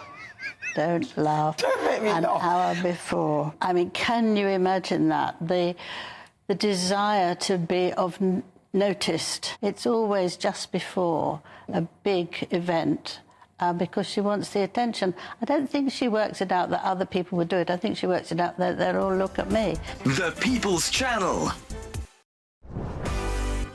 This is GB News and we are Britain's election channel. This vote may seem to be about the politicians in the media, but actually it's about you. And we won't forget that. Join us up and down the country as we follow every moment together. More than ever, it's important to hear all sides as you make your decision ahead of polling day. We're here for you. This is GB News. The People's Channel. Britain's election channel. I'm Patrick Christie's. Every weeknight from 9, I bring you 2 hours of unmissable, explosive debate and headline-grabbing interviews. What impact has that had? We got death threats and the bomb threats on. As time passes, she could have saved Storm. You made my argument for me. My guest and I tackle the issues that really matter with a sharp take on every story. Went everywhere. Something practical could be done. I can become something different. Patrick Christie's tonight from 9 p.m. only on GB News, Britain's news channel.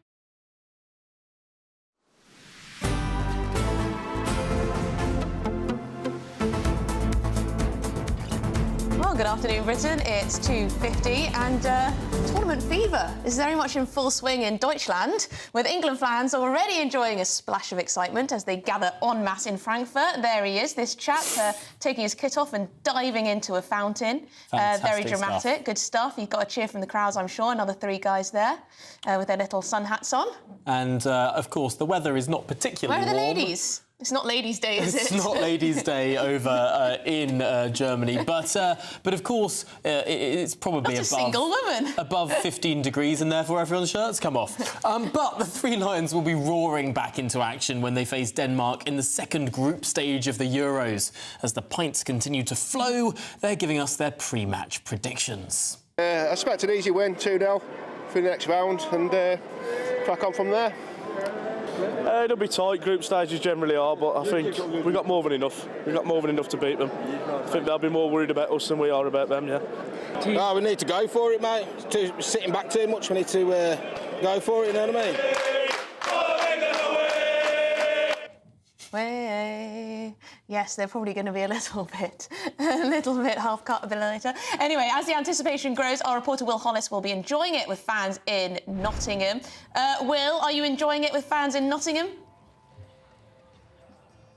Well, not yet, because nobody's left work yet, but there are 500 or so people coming here to the Binks Yard in Nottingham city centre, because I'm told that they have the biggest outdoor screen, not just here in Nottingham, but in the East Midlands as well. And lots of people coming here to enjoy the spirit that the European football tournament puts across the entire country. And one of the people that's here to make sure this event goes off without a hitch is Ben Hicklin, the head of events for the Binks Yard and the Island Quarter. Ben, what's the atmosphere going to be like here when people do finish work? When they do finish work, I'm sure it's going to be absolutely fantastic. The opening game was brilliant here. Again, we had 500 people down celebrating. It was a great result for England, and the atmosphere was electric. And we've got the biggest screen in the East Midlands. What can people expect if they come to a fan zone like this one here in Nottingham? Well, obviously sunshine today, which is great. Hopefully a fantastic performance from the football team. We've got lots of bars open. We've got our barbecue smoker open as well. So you've got everything that you need. You've got football, you've got food, and you've got drink.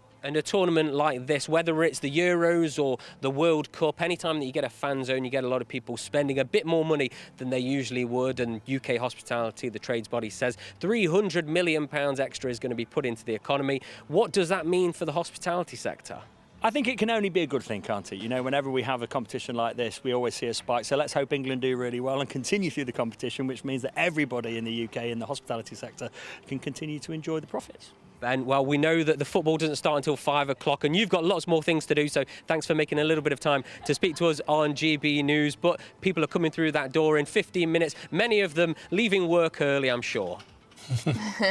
Well, I feel very, very fortunate that we clock off in 45 seconds. So I know, perhaps lucky old us, eh? Perhaps it's straight to the pub. Sadly for me. No need to Skype, is there? No need to Skype for me, anyway. Well, very good luck to England, of course.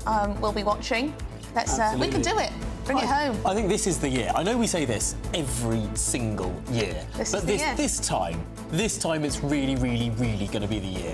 It's really, we've been this here. close since 1996, and I think 2024 is the time that it finally will come home. Not since 1966 have we won an international trophy. It's about time. Don't remind us. It is about time. But Martin Domney is up next, and make sure he keeps his eyes on you and not on his little, iPad.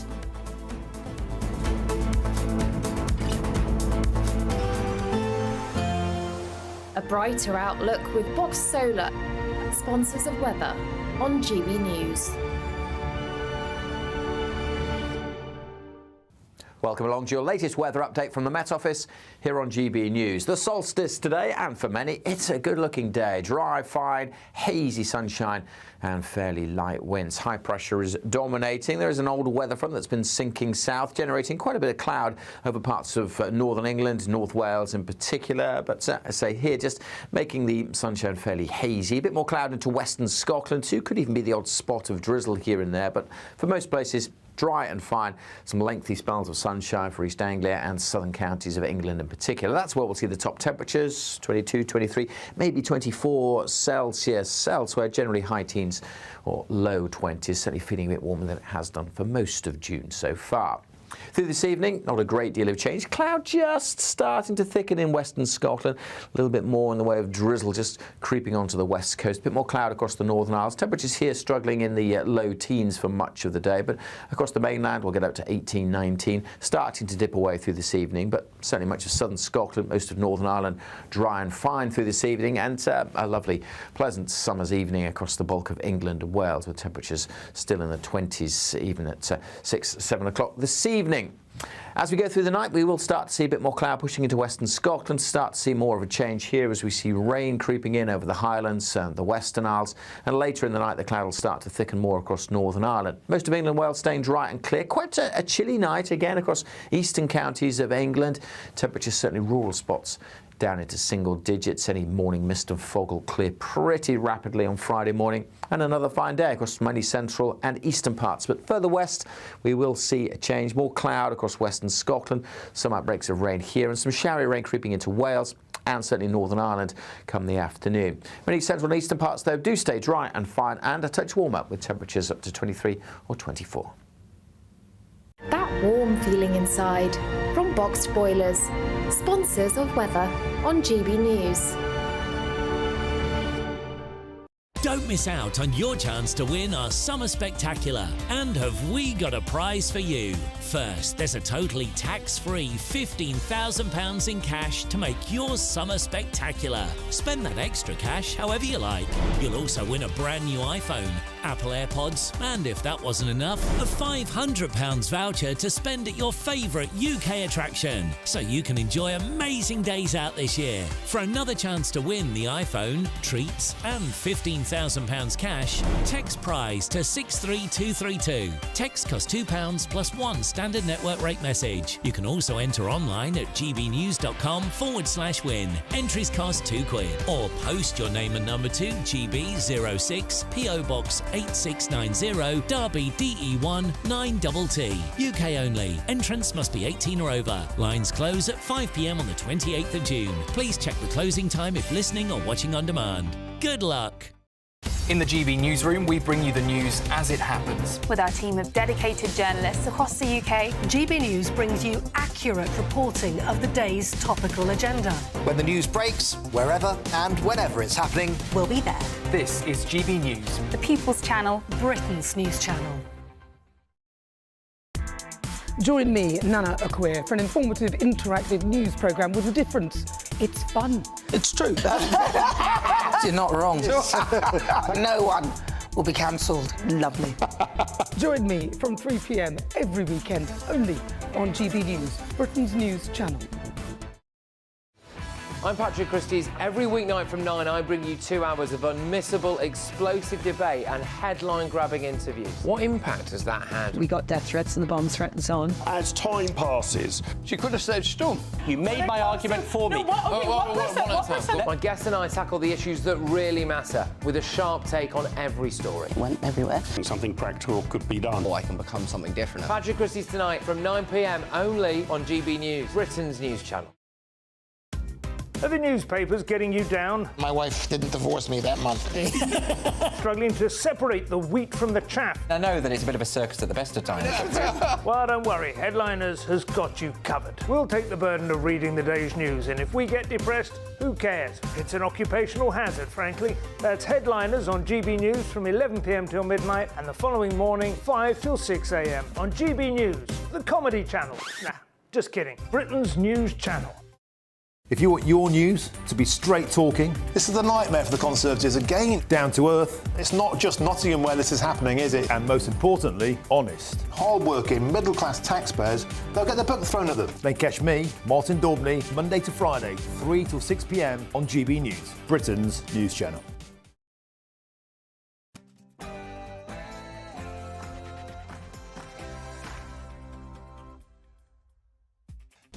A very, very good afternoon to you. It's 3 p.m. Welcome to the Martin Daubney Show on GB News. We're broadcasting live from the heart of Westminster, all across the UK. On today's show, the Tory election campaign has been overshadowed by a reprehensible and deeply wrong betting scandal, with 2 MPs facing a gambling commission probe.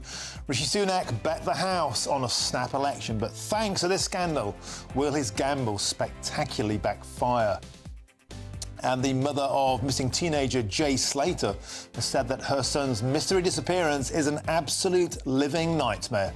We'll have all the latest on the case, plus speak to a missing persons expert to try and make sense of the case that's gripping the nation. And in just 2 hours' time, England take on Denmark at the Euros. Can Gareth Southgate's boys bring home the bacon, or will the Great Danes smoke us in Frankfurt? We'll have all the build-up, head of the big kick-off, and head to the fan zone in my home city of Nottingham for a beer-soaked update throughout the show. And that's all coming up in your next hour.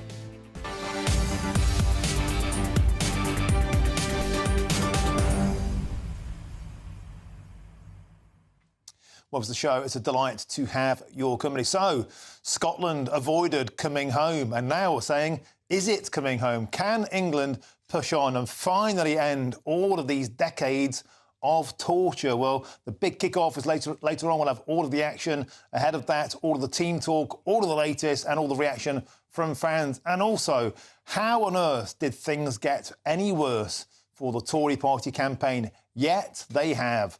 A gambling commission probe now into 2 MPs and the national campaign manager. What on earth is going on? Our man Chris Hope earlier on asked Michael Gove, is the Tory party corrupt? We'll have the full outside story on that. Get your views in the usual way, gbnews.com/you'll say. But before all of that, it's your headlines, Sam Francis.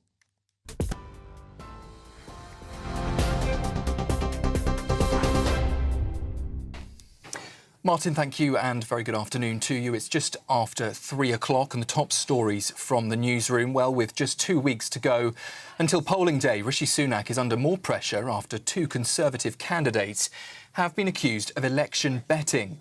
Sir Keir Starmer's calling on the Prime Minister to withdraw his support. This candidate should be suspended, and it's very telling that Rishi Sunak has not already done that.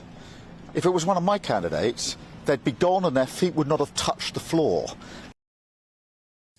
Those comments from Sir Keir Starmer come as Laura Saunders and her husband, who's the Conservative campaign director, are now facing an investigation by the Gambling Commission. And so is another candidate, Craig Williams, who's a former aide to the Prime Minister Rishi Sunak. And a member of the Prime Minister's protection team was also arrested last night over reported bets. As expected, the Bank of England has held its interest rate at 5.25%. That's the highest level since 2008. It's a blow for borrowers, but could be good news for those with savings. The bank says it needs more certainty, though, that inflation will stay low before considering a rate cut. And that news today comes as the average first-time buyer now needs to earn more than £60,000 to buy a property. That's according to a leading website. Zoopla estimates that those trying to get onto the property ladder now need an income of nearly £15,000, more than they did 5 years ago. In other news today, a friend of missing British teenager Jay Slater has insisted that he would have tried to get help if he was in trouble. Lucy Laws says the 19-year-old from Lancashire rang her during their holiday in Tenerife, admitting he didn't know where he was. Despite Jay's mobile phone being on just 1% battery, he did manage to send her a photo of his location. His mother has now joined a team of mountain rescuers and local police on their search, which is now into its 3rd day. Back here in the UK, Michael Gove says the Tories are still capable of pulling off poll-defying election victory, despite forecasts of a Labour landslide. YouGov data suggests the Conservatives will slump to their lowest number of seats ever, while Labour could win a 200-seat advantage. It's also predicting significant gains for the Lib Dems, who could win 67 seats. That would be 6 times their result than 20.